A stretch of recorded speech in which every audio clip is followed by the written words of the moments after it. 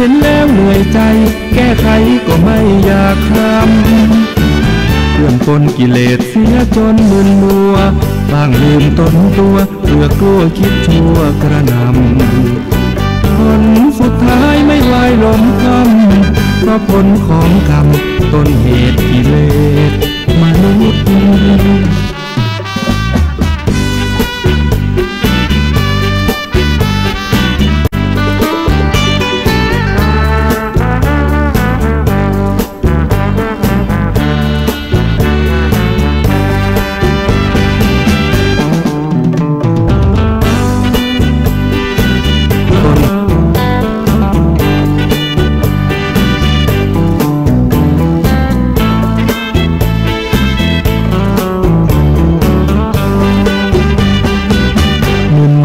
กับการกินเกียรติเงินปล่อยใจหลงเพลินยึดมันเหลือเกินกิเล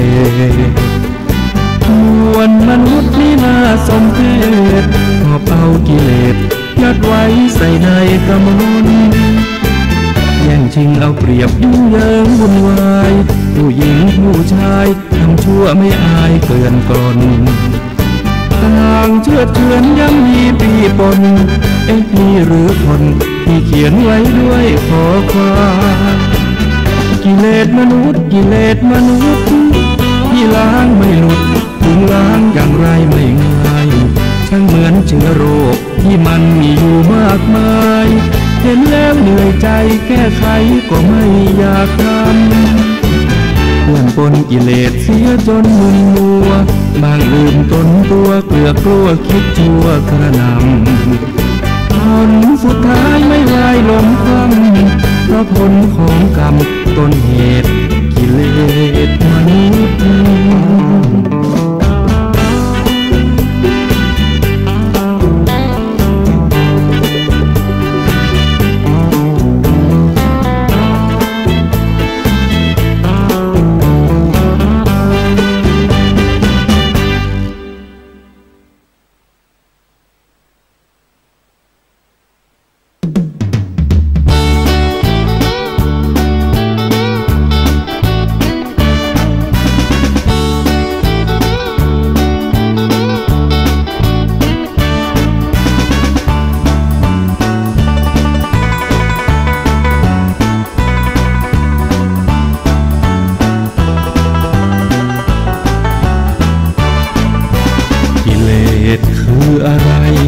ตัวกิเลสนั้นเป็นยังไงกิเลสมาจากไหนเกิดจากอะไรคุณรู้หรือเปล่ากิเลสที่ร้ายแรงตัวกิเลสนั้นชอบแทรกแซงอะไรที่แอบแฝงคอยทิ่มแทงยั่วให้เกิดกิเลสโลภะโทสะโมหะโลภะคือความอยากได้ดิ้นรนและขวนขวายทุกข์มากมายเพราะหลุมพรางกิเลสโทสะก็คือความโกรธรุนแรงไม่ละลดมีแต่โทษก็หลุมพรางกิเลสโมหะคือความลุ่มหลงดวงจิตไฟประสงค์รักชอบไม่ปรงก็หลุมพรางกิเลสกิเลสเคยดับไหมดับกิเลสนั้นทำยังไงดับกิเลสมันยากไหมมาตั้งใจใช้ปัญญาหาเหตุ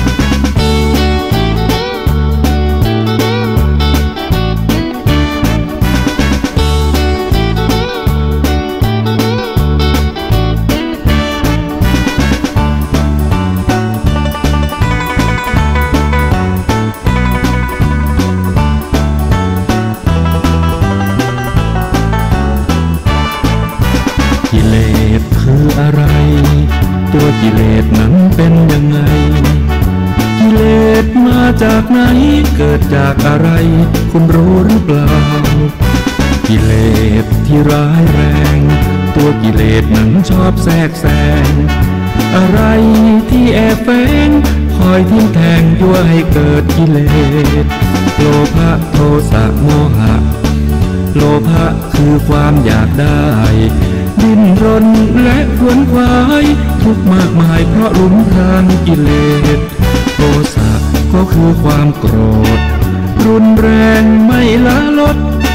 แต่โทษก็ลุ่มพรางกิเลสโมหะคือความลุ่มหลงดวงจิตไฟประสงค์รักชอบไม่ปรงก็ลุ่มพรางกิเลสกิเลสเคยดับไหมดับกิเลสนั้นทำยังไงดับกิเลสมันยากไหมมาตั้งใจใช้ปัญญาหาเหตุ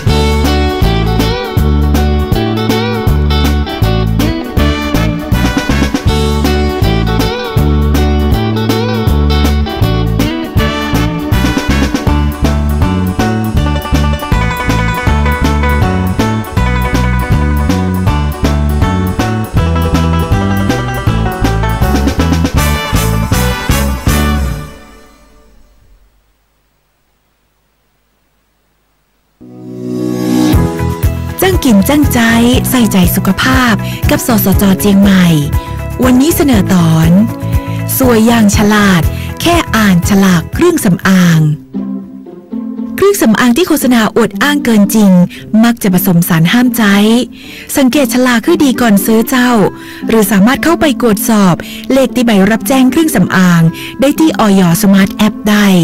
และสิ่งที่เราต้องสังเกตในฉลากคือ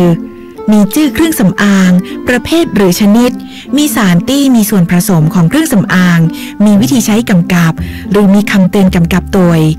มีชื่อผู้ผลิตมีชื่อผู้นำเข้ามีปริมาณสุทธิแสดงชัดเจนมีวันเดือนปีที่ผลิตและวันเดือนปีที่หมดอายุรวมไปถึงมีเลขที่ใบรับแจ้ง10 หลักกันตัวนะเจ้าอ่านฉลากให้ถี่ถ้วนเพื่อได้สินค้าที่ปลอดภัยและมีคุณภาพ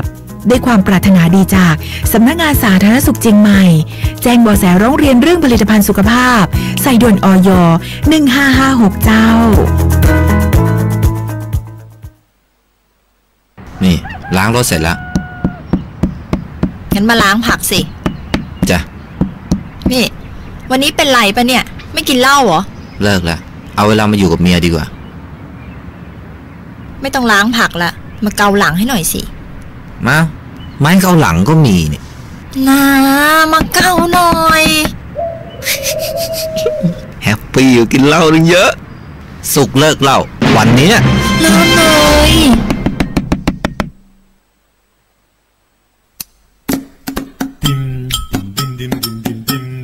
บ้านเบอร์เรอเปิดไฟสะอาซาอามายังบ่นแสบตาว่าคนหายไปไหนดูพี่แว่นนั่นสิครับเปิดน้ำทิ้งกันเข้าไปอยากถามว่าทำไมบ้านพี่มีเกิดเรื่องไงครับอย่างนี้ต้องหารสองเปิดทีวีทิ้งไว้แต่ไม่ชอบดูพี่ทำอย่างนี้กันหนูมันบาปรู้ไหมดูพี่อ้วนสิคะอาบน้ำยังมีกาใจเรียกลูกหลานมามากมายให้มาอยู่ใต้พุงอย่างนี้ต้องหารสองอย่างนี้ต้องหารสองญาติก็จะไปใจก็จะขาดญาติเห็นเปลืองกระดาษญาติเลยไม่อยากไป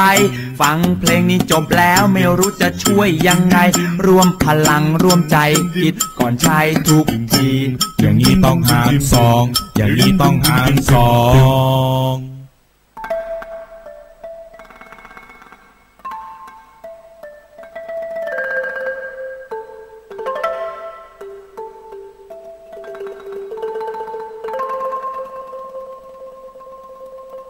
รายการนี้ไม่เหมาะกับเด็กอายุต่ำกว่า15 ปี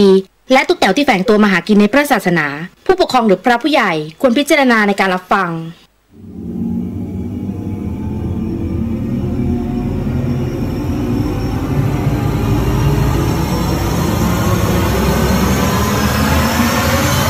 The Hien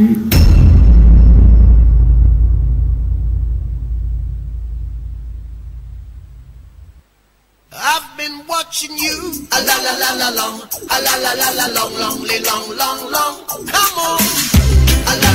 สวัสดียังเป็นทางการฮะมาแล้วฮะเดอะเฮียนครับคุณผู้ฟังครับคุณกำลังฟังสถานีวิทยุเพื่อการศึกษาพระพุทธศาสนาและวัฒนธรรมนะฮะ FM 104.50 MHz เดอะเฮียนครับเชียงใหม่นะฮะพี่เลียวกับพี่ป๋องรับผิดชอบนะฮะในส่วนของรายการนี้แล้วก็92 GFM ฮะพัทยาครับ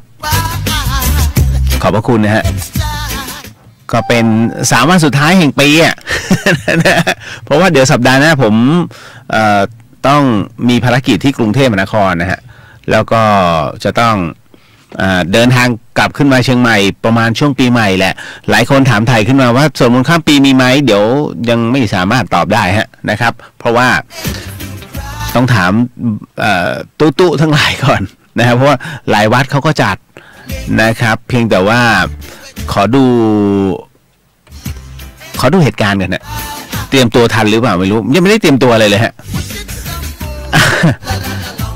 ก็โมทนาสาธุนะครับกับผู้น้องๆหลายๆท่านนะครับแล้วก็ผู้ใหญ่ใจดีอีกหลายๆคนนะครับที่ร่วมกันส่งนะฮะข้าวของนะอุปกรณ์เครื่องใช้รวมถึงปัจจัยนะฮะสำหรับโครงการอิ่มบุญอุ่นกายน้อมที่เพิ่งจบลงไปเนี่ยฮะก็ต้องอันนี้ต้องบอกว่าเป็นการขอบพระคุณย้อนหลังอีกครั้งหนึ่งอ่ะเดี๋ยวไม่พอดีไม่ใช่ผมมาวุ่นวายกันเนี่ยฮะ ไลฟ์สดไป2 งานไงนะครับทั้งสองFacebook นะครับคุณสามารถที่จะรับชมด้วยนะครับผ่าน Facebook ก็มีเรียวเดอะเฮียนอันนึงแล้วก็อีกอันนึงพุทธิสิทธิ์รัตนสมบูรณ์รวมถึงไปที่ YouTube ฮะของวัดไฟหินเชียงใหม่นะครับค่ำคืนนี้ยังคงราตรีนี้ยาวไกลจะบอกว่าใจหายมากถ้าเห็นโพสต์ที่ผมโพสต์ลงไปนะ2 วันมาเนี่ยตั้งแต่วันศุกร์กับวันเสาร์คุณผู้ฟังน้องๆที่เป็นเพื่อนในเฟซรวมถึงญาติของน้องเขาด้วยนะเสียชีวิตไป14 คนเฮ้ยน่ากลัวมากน้องบางคนก็คือก็รู้จักกันแหละแล้วก็ทักทายกันอยู่บางคนก็เอาเรื่องราวเนี่ยมาเล่านะฮะเขียนมาแล้วก็ส่งมาให้ผมในอินบ็อกซ์เนี่ยต้องขอแสดงความเสียใจด้วยฮะก็ประมาณ3 คนด้วยกันนะครับอุบัติเหตุทั้งหมดเลยนะฮะแล้วก็ไปดูโปรไฟล์น้องอ่ะแล้วโอ้ยกินเหล้าไอ้นู่นนี่คือผมบอกเสมอว่าเฮ้ยรายการผมเนี่ยรายการเดอะเฮียนมันไม่ใช่รายการผีที่แบบเฮ้ยต้องให้คนมากลัวนะไม่ใช่นะฮะผมถามเนี่ยวันนี้มันมีไหมหน้าหนังสือพิมพ์ที่ผีหลอกคนตายนะฮะค่ำคืนนี้ผีมาปล้นนะฮะคนหมดตัวไม่มีแต่คนหลอกคนเพราะฉะนั้นเนี่ยเรื่องจิตวิญญาณมันเป็นเรื่องละเอียดอ่อน รายการเดอะเฮียนเนี่ยนะฮะนำเสนอมุมมองทั้งข่าวสารด้วยนะรวมไปถึงเรื่องเตรียมตัวก่อนตายอ่ะพูดง่ายๆเลยทำไมมันต้องเตรียมตัวจริงเหรอมันต้องเตรียมนะเพราะว่าจิตของท่านไม่ได้มานึกถึงในเรื่องคือจิตสุดท้ายของคนเนี่ยสำคัญสุดนะคุณผู้ฟังนะฮะถ้าสมมุติว่าจิตของคุณไม่แข็งพอนะฮะ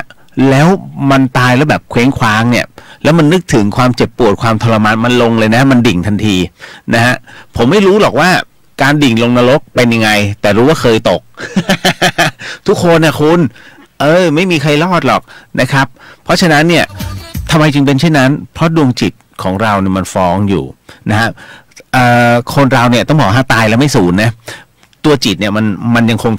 ทำงานของมันอยู่เพราะฉะนั้นถึงได้บอกว่าเฮ้ยทำความดีประกอบความดีเยอะๆนะฮะหรือไม่ทดแทนบุญคุณพ่อแม่เต็มที่หรือยังนะฮะไม่ใช่เที่ยวเตะจนกระทั่งท้ายที่สุดแล้วเสียชีวิตด้วยอุบัติเหตุแล้วจิตสุดท้ายมันตกใจอะคุณนะฮะจิตสุดท้ายมันตกใจมันก็ต้องล่วงสิเพราะว่ามันคิดไม่ถึงตัวอย่างผมยกมาเยอะแล้วนะครับในเรื่องของคนที่ประสบอุบัติเหตุแล้วก็เสียชีวิตไปนะฮะผมถึงได้บอกว่ารายการเดอะเฮียนเนี่ยมันเป็นรายการที่คอยเตือนน้องๆว่า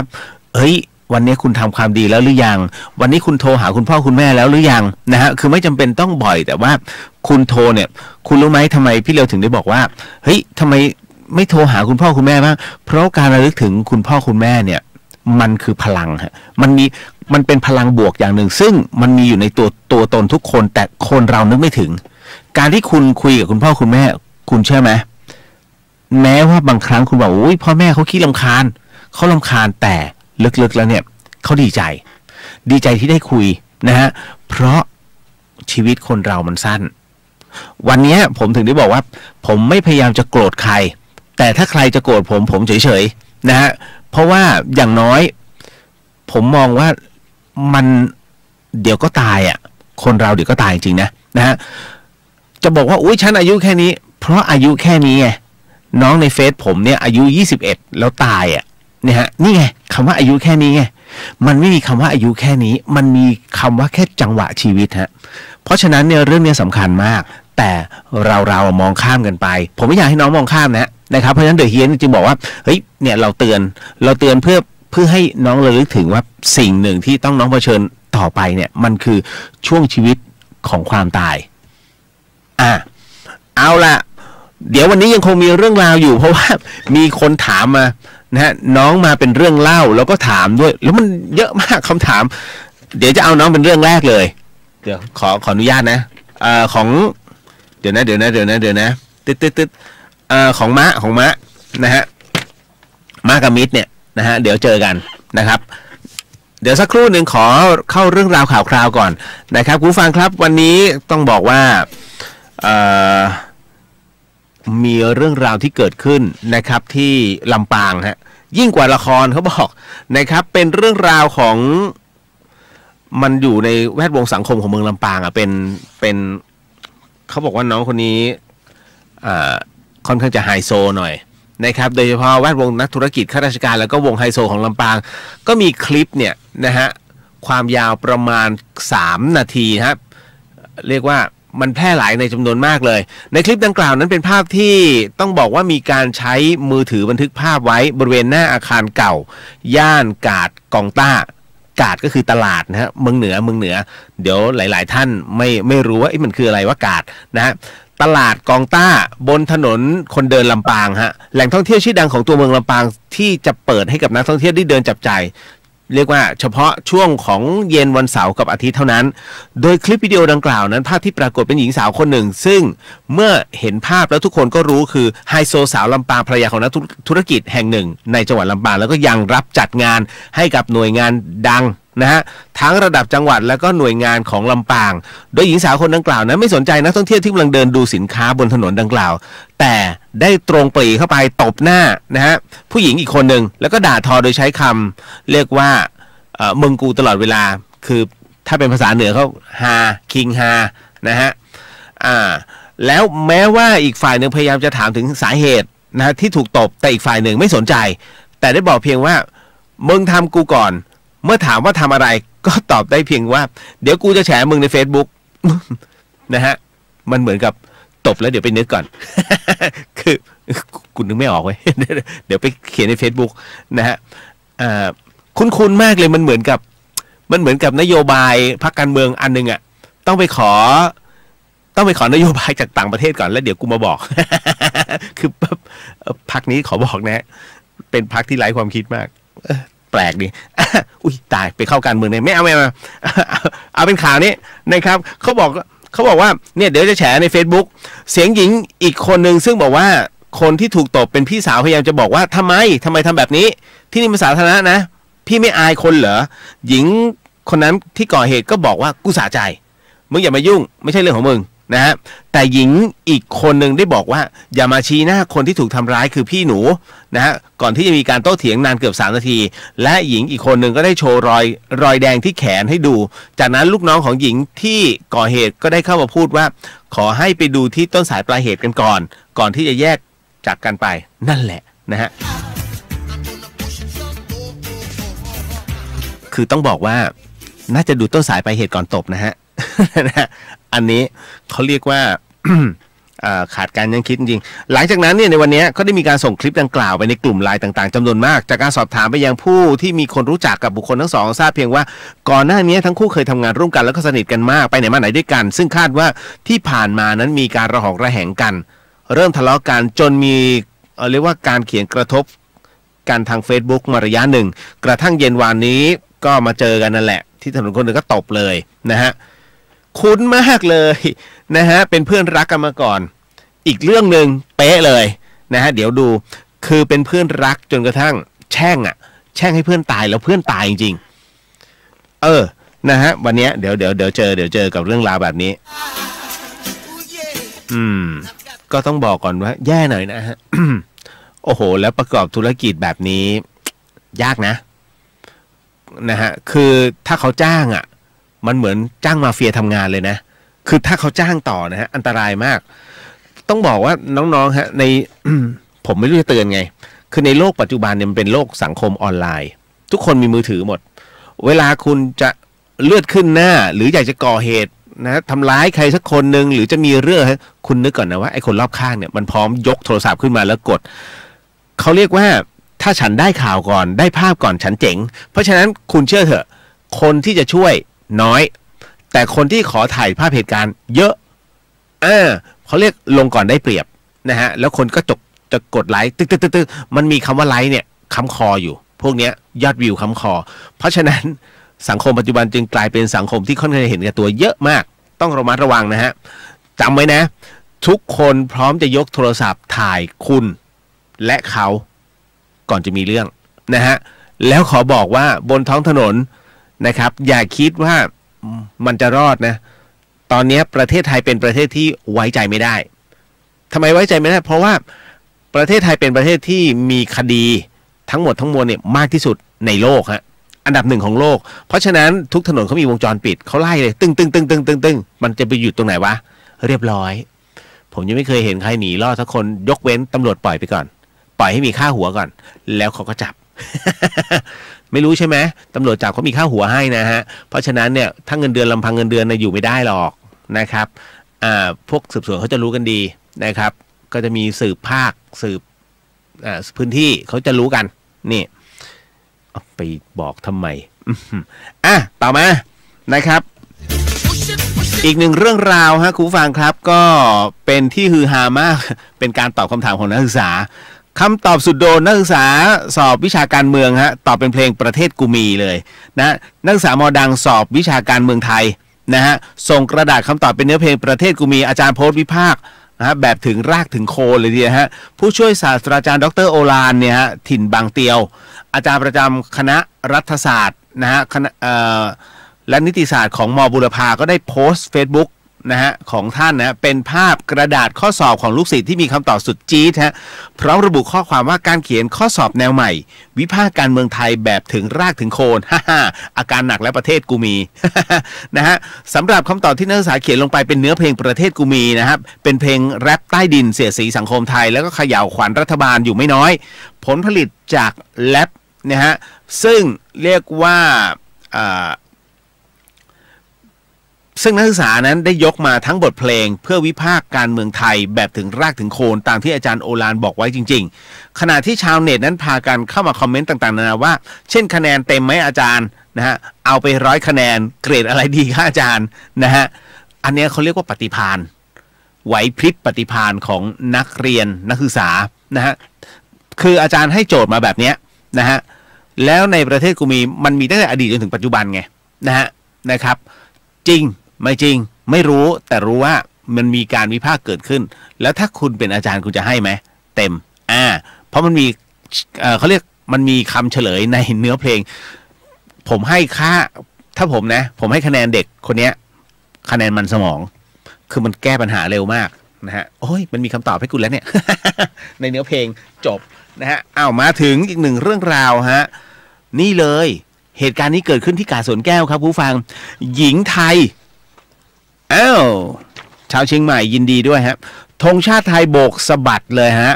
น้องอุ้มกัญญาภักดิ์ทำได้ฮะคว้าแชมป์เพาะกายโลก 2018 นะฮะอุ้มกัญญาภักดิ์สิริภักดิ์นะฮะนักเพาะกายหญิงทีมชาติไทยครับคุณผู้ฟังสร้างชื่อเสียงให้กับประเทศไทยอีกครั้งหนึ่งหลังสามารถคว้าเหรียญทองในการแข่งขันเพาะกายแล้วก็ฟิตเนสชิงแชมป์โลกครั้งที่ 10ที่ห้องร้านตองนะฮะโรงแรมโลตัสปางสวนแก้วจังหวัดเชียงใหม่เมื่อวันเสาร์ที่15 ธันวาคมที่ผ่านมาฮะโดยเธอนั้นฟิตหุ่นจนชนะใจกรรมการคว้าแชมป์ในรุ่นโมเดลฟิสิกส์ความสูงไม่เกิน160 เซนติเมตรมาครองได้สำเร็จถือว่าเป็นรางวัลที่ยิ่งใหญ่มากที่สุดในชีวิตของเธอด้วยการคว้าเหรียญทองแชมป์โลกมาครองครับก่อนหน้านี้เคยสร้างชื่อให้กับประเทศไทยมากมายไล่ตั้งแต่แชมป์เพาะกายเอเชียแชมป์เรียกว่าแชมเปี้ยนชิพ 2016 ที่ปูฐานแล้วก็การคว้าอันดับที่2ฮะในการเพาะกายนะฮะชิงแชมป์โลกนะ WBPF นะฮะ World Championship 2017 ที่ประเทศมองโกเลียทำไมเป็นประเทศแบบนั้นนะฮะเป็นประเทศที่แบบการถ่ายทอดยากมากหลังจากการแข่งขันเธอ เรียกว่าเปิดใจนะฮะสำหรับการแข่งขันครั้งนี้เนี่ยเตรียมตัวเป็นปีฮะหลังจากจบการแข่งขันชิงแชมป์โลกที่มองโกเลียครั้งนี้เป็นเหรียญทองชิงแชมป์โลกเหรียญแรกดีใจมากๆต้องขอบคุณแฟนกีฬาชาวไทยรวมทั้งสมาคมกีฬาเพาะกายที่ให้อุ้มนั้นได้แข่งขันรายการนี้จนประสบความสำเร็จแบบนี้ซึ่งเห็นแบบนี้แต่ก่อนเธอตัวเล็กมากแต่พอได้เข้ายิมแล้วก็เรียนรู้ที่จะออกกำลังกายอย่างถูกวิธีนะก็เริ่มที่จะมีมัดกล้ามอย่างที่เราได้เห็นกันซึ่งปัจจุบันนั้นเธอหันมาเอาดีทางฟิตเนสนะฮะเป็นเทรนเนอร์ฟิตเนสแล้วก็โดยมีดาราดังมากหน้าหลายตาเนี่ยเป็นลูกศิษย์เพียบเลยฮะคือกล้ามเธอสวยมากนะแล้วอย่างหนึ่งเธอไม่ได้กินวิตามินเพราะฉะนั้นคนที่กินวิตามินเนี่ยมันต้องกินตลอดเพราะมันจะบึกเดี๋ยวต้องดูตอนหยุดวิตามินคุณใช่ไหมดาราชายที่เป็นนักกล้ามแล้วสวยมากๆแล้วเขาไม่กินวิตามินเลยนะมีมานพ อัศวเทพมีสรพงษ์ชาตรีมีสมบัติเมธานีที่เห็นนะฮะมีอยู่3คนนะฮะแล้วเขาเล่นกล้ามแล้วแก่ตัวไปไม่ย้วยฮะอันเนี้ยแอดสมบัติเมธานีเคยบอกอย่ากินวิตามินนะฮะเพราะว่าถ้ากินวิตามินหยุดกินเมื่อไหร่เรียบร้อยฮะเขาเรียกเหี่ยว เขาเรียกเหี่ยวแล้วมันเหี่ยวด้านข้างมันไม่ได้เหี่ยวข้างหน้านะฮะไอตรงเขาเรียกอะไรอยู่วะไอสีข้างเนี่ยมันย้อยมาน่าเกลียดนะฮะอันเนี้ยสมบัติเมธานีฮะเคยกล่าวไว้เอาละครับเดี๋ยวด้วยสภาพเศรษฐกิจมันบีบตัวรัดตัวนะฮะมันก็มีอะไรหลายอย่างขึ้นมามากมายความอยากรู้อยากเห็นฮอร์โมนวัยรุ่นมันเยอะมากล่าสุดนี้พยาบาลสาวนะฮะเหตุการณ์เกิดขึ้นที่ชลบุรีฮะนะครับคือพยาบาลสาวแฟนหนุ่มเขาเรียกผวาแฟนหนุ่มของตัวเองซึ่งเป็นรุ่นน้องนะฮะจะผูกมัดเอาเป็นเมียเขียนอาฆาตฝากไว้ที่ผนังบ้านคุณพระช่วยรักเขาแบบหน้ามืดตามัวนะสาวพยาบาลนะผวาหนักแฟนหนุ่มรุ่นน้องที่เพิ่งคบหาโมโหไม่เล่นด้วยค้นเอาสินค้ามีค่านะฮะทรัพย์สินมีค่าในบ้านไปแล้วก็แถมเขียนข้างฝาขู่อาฆาตจะเอาให้ตายอีกด้วยจนไม่กล้าอยู่บ้านคนเดียวเหตุการณ์นี้เกิดขึ้นที่จังหวัดชลบุรีนะฮะก็เจ้าหน้าที่ได้รับแจ้งว่ามีเหตุลักทรัพย์แล้วก็มีของมีค่าหลายอย่างนั้นหายไปจึงได้เดินทางไปตรวจสอบก็พบว่านางสาวชุติยาอายุ49ปีมีอาชีพเป็นพยาบาลประจำศูนย์แลบพร้อมกับเชิญเจ้าหน้าที่เข้าไปตรวจดูหลักฐานในการรื้อค้นของคนร้ายฮะนางสาวชุติการก็บอกว่าคนร้ายเนี่ยไม่ใช่ใครอื่นเลยเป็นแฟนใหม่ที่เพิ่งคบกันได้ไม่นานแล้วก็อยู่ในระหว่างดูใจกันเพราะฝ่ายชายอายุน้อยกว่ามากและเพิ่งพ้นทหารมาจึงยังไม่คิดอะไรแต่ฝ่ายชายพยายามที่จะเอาตนเป็นภรรยา นะฮะแล้วก็หลายครั้งพยายามที่จะผูกมัดตนนะเอาเป็นเมียให้ได้จนตนเองต้องออกอุบายหลบออกจากบ้านหลายครั้งฮะอะไรจะหื่นขนาดนี้เพิ่งจะออก ปลดประจำการมาพ้นทหารมานะมันฮอร์โมนมันพุ่งอ่ะ มันพุ่งอ่ะ นะอุ้ยตายล่าสุดวันที่2ที่ผ่านมาเนี่ยฝ่ายชายทะเลาะกับตนนะครับเพราะว่ารู้ว่าตนนั้นไม่เล่นด้วยถึงขนาดเอามีดไล่ฟันตายแล้วไม่ยอมก็ตายซะอันนี้เข้าขั้นหื่นโรคจิตแล้วนะฮะแล้วก็บังคับตนนะฮะจนต้องหลบเข้าห้องรอจนได้โอกาสจึงหนีออกจากบ้านหลายวันนะฮะไปอาศัยอยู่บ้านเพื่อนปล่อยให้ฝ่ายชายอยู่บ้านคนเดียวหลังกลับมาที่บ้านเนี่ยเพื่อจะมาดูบ้านเมื่อเห็นฝ่ายชายไม่อยู่บ้านแล้วเนี่ยตนจึงเข้าไปก็พบว่าสิ่งที่ตนหวงแหนแล้วก็สะสมมาทั้งชีวิตเนี่ยหลายรายการหายไปอีกทั้งงัดกรอบแบงค์ที่ข้างฝาไปด้วยนะแล้วก็เขียนข่มขู่อาฆาตตนไว้ข้างฝาตนจึงโทรเข้าขอความช่วยเหลือจากเจ้าหน้าที่ตำรวจนะฮะโอ้โหคือเวลามันหน้ามืดนี่น่ากลัวนะฮะแล้วคุณใช่ไหมมันคำว่าศีลเนี่ยไม่มีอยู่ในหัวของคนปัจจุบันเนี่ยน้อยมากโดยเฉพาะยิ่งกับคนทำงานนะมากมายเลยทีเดียวฮะลืมข้อนี้ไปนะไม่ว่าจะเป็นกาเมไม่ว่าจะเป็นอาทินานะฮะหรือว่าในเรื่องของมุสาคำว่ามุสาเนี่ยมุสาก็คือการพูดจาเท็จใช่ไหมฮะมันรวมไปถึงส่อเสียดสีด่าว่านะฮะมันมีหมดเลยเพราะฉะนั้นอยู่ในคำตรงนี้หมดมันอยู่ในข้อมุสานะฮะส่วนกาเมเนี่ยไม่ว่าจะยังไงก็แล้วแต่รวมถึงการซื้อประเวณีก็ผิดเหมือนกันนะฮะส่วนอทินาไม่ต้องบอกนะฮะอันนี้ขโมยนะฮะมันมาเยอะแยะปิดท้ายสุดนะฮะก็ไปข้อหนึ่ง ฆ่าพอฆ่าเสร็จปุ๊บเครียดกูพลาดไปแล้วไปข้อ5เลยฮะเมาต่อครบเลยนะฮะคราวนี้ถึงได้บอกว่ายากมากเรื่องราวแบบนี้ยังคิดแล้วผมก็ยังนะครับสงสารน้องๆที่เขาเสียชีวิตอ่ะน้องใน Facebook ไงแล้ว14คนน่ากลัวมากน่าใจหายมาก2 วันเองนะบางคนเป็นโรคบางคนก็แต่ส่วนใหญ่แล้วอุบัติเหตุไงนะฮะสู่สุคติเธอน้องนะฮะคือเราก็รู้นะว่ามันเป็นธรรมชาตินะบางทีแบบเฮ้ยมันใจหายอ่ะเขาเพิ่งส่งข้อความส่งเรื่องมาให้ผมได้เล่าเนี่ยเมื่อเดือนที่แล้วเองนะครับมาถึงอันนี้ดีกว่าคุณผู้ฟังพอดีเป็นข่าวต่างประเทศนะครับคือเป็นเรื่องราวที่ชาวบ้านจีนเขาเศร้าเลยฮะศาลดัชนะฮะยกฟ้องดัชก็คือฮอลแลนด์เนี่ยหรือว่าเนเธอร์แลนด์เนี่ยยกฟ้องคดีขโมยรูปปั้นเก็บร่างของพระจางกงสำนักข่าวซินหัวของจีนเนี่ยเขาบอกว่าเมื่อเร็วๆนี้เนี่ยศาลในกรุงอัมสเตอร์ดัมประเทศเนเธอร์แลนด์นั้นได้ประกาศยกฟ้องคดีที่มีผู้กล่าวอ้างว่านายโอ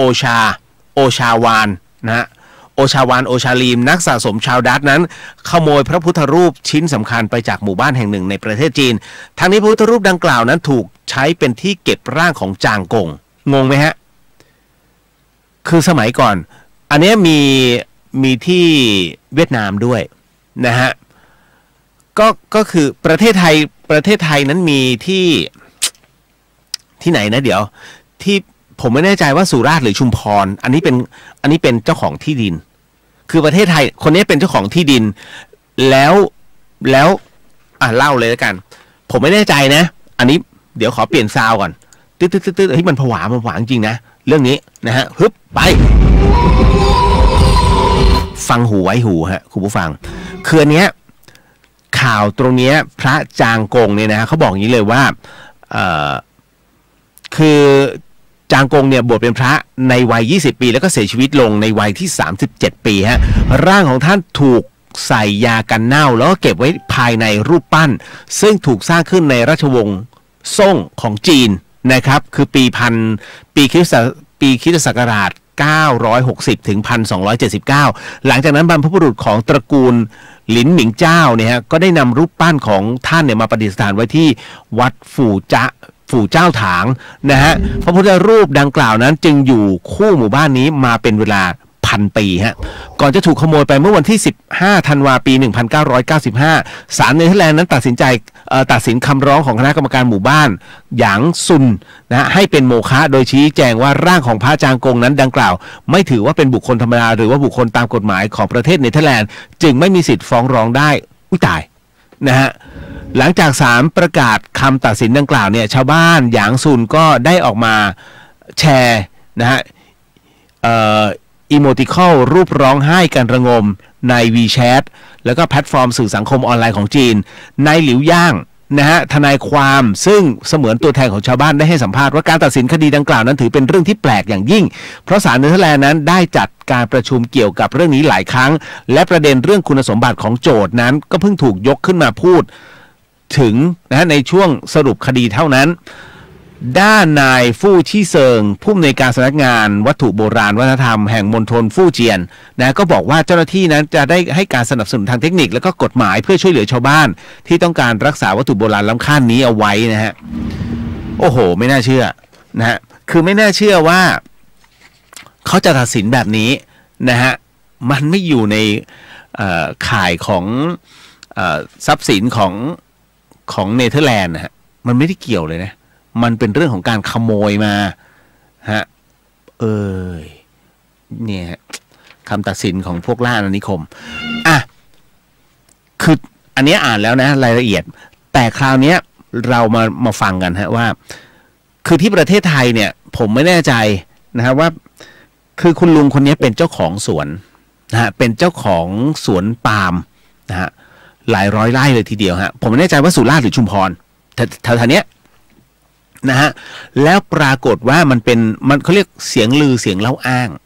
ว่าที่เนี้ยผีดุ เขาก็เลยไปสำรวจเกิดขึ้นก็ปรากฏว่ามีคนเข้าไปเนี่ยฮะแล้วก็สำรวจแล้วปรากฏว่าพบว่ามีรูปปั้นหนึ่งครับเป็นรูปปั้นของคนที่นั่งสมาธิแล้วเกิดแตกร้าวขึ้นมาคราวนี้เนี่ยเขาก็สืบหาว่าทายาทนะฮะทายาทเป็นใครก็ปรากฏว่าก็มีลูกชายอยู่คนหนึ่งแต่ทำงานอยู่ที่กรุงเทพลูกชายเนี่ยนะฮะก็ให้การว่ารูปปั้นนี่คือพ่อของตนนะฮะพ่อของตนนั้นเป็นผู้ที่ชอบในเรื่องของการเล่นเขาเรียกว่าพวกไสยเวทอ่ะนะฮะก็ไปร่ำไปเรียนนั่งสมาธิจนวาระสุดท้ายเนี่ยนะครับเหมือนกับว่าจะไม่รอดแล้วฮะเหมือนกับเป็นมะเร็งหรือสักอย่างหนึ่งแล้วพ่อเขาเลยขอให้ลูกเนี่ยฮะขอให้ลูกช่วยพยุงตัวเองขึ้นมานะช่วยพยุงตัวเองขึ้นมาในท่านั่งสมาธิหูฟังแล้วจากนั้นจึงสั่งให้ลูกเนี่ยเอาปูนนะฮะรู้ว่าตัวเองจะตายเนี่ยไม่กี่ชั่วโมงต่อไปเนี้ยให้เอาปูนมาโบกฮะอันนี้เป็นเรื่องจริงที่เกิดขึ้นในประเทศไทยเลยนะหูฟังลูกนั้นก็เลยทำนะฮะทำตามก็คือโดยเอาปูนเนี่ยปูนซีเมนต์ค่อยๆนะฮะค่อยๆโบกตั้งแต่ด้านล่างขึ้นมานะฮะด้านล่างขึ้นมาจนกระทั่งเป็นเชฟของเป็นก็คือเป็นเคิร์ฟอะเป็นเคิร์ฟข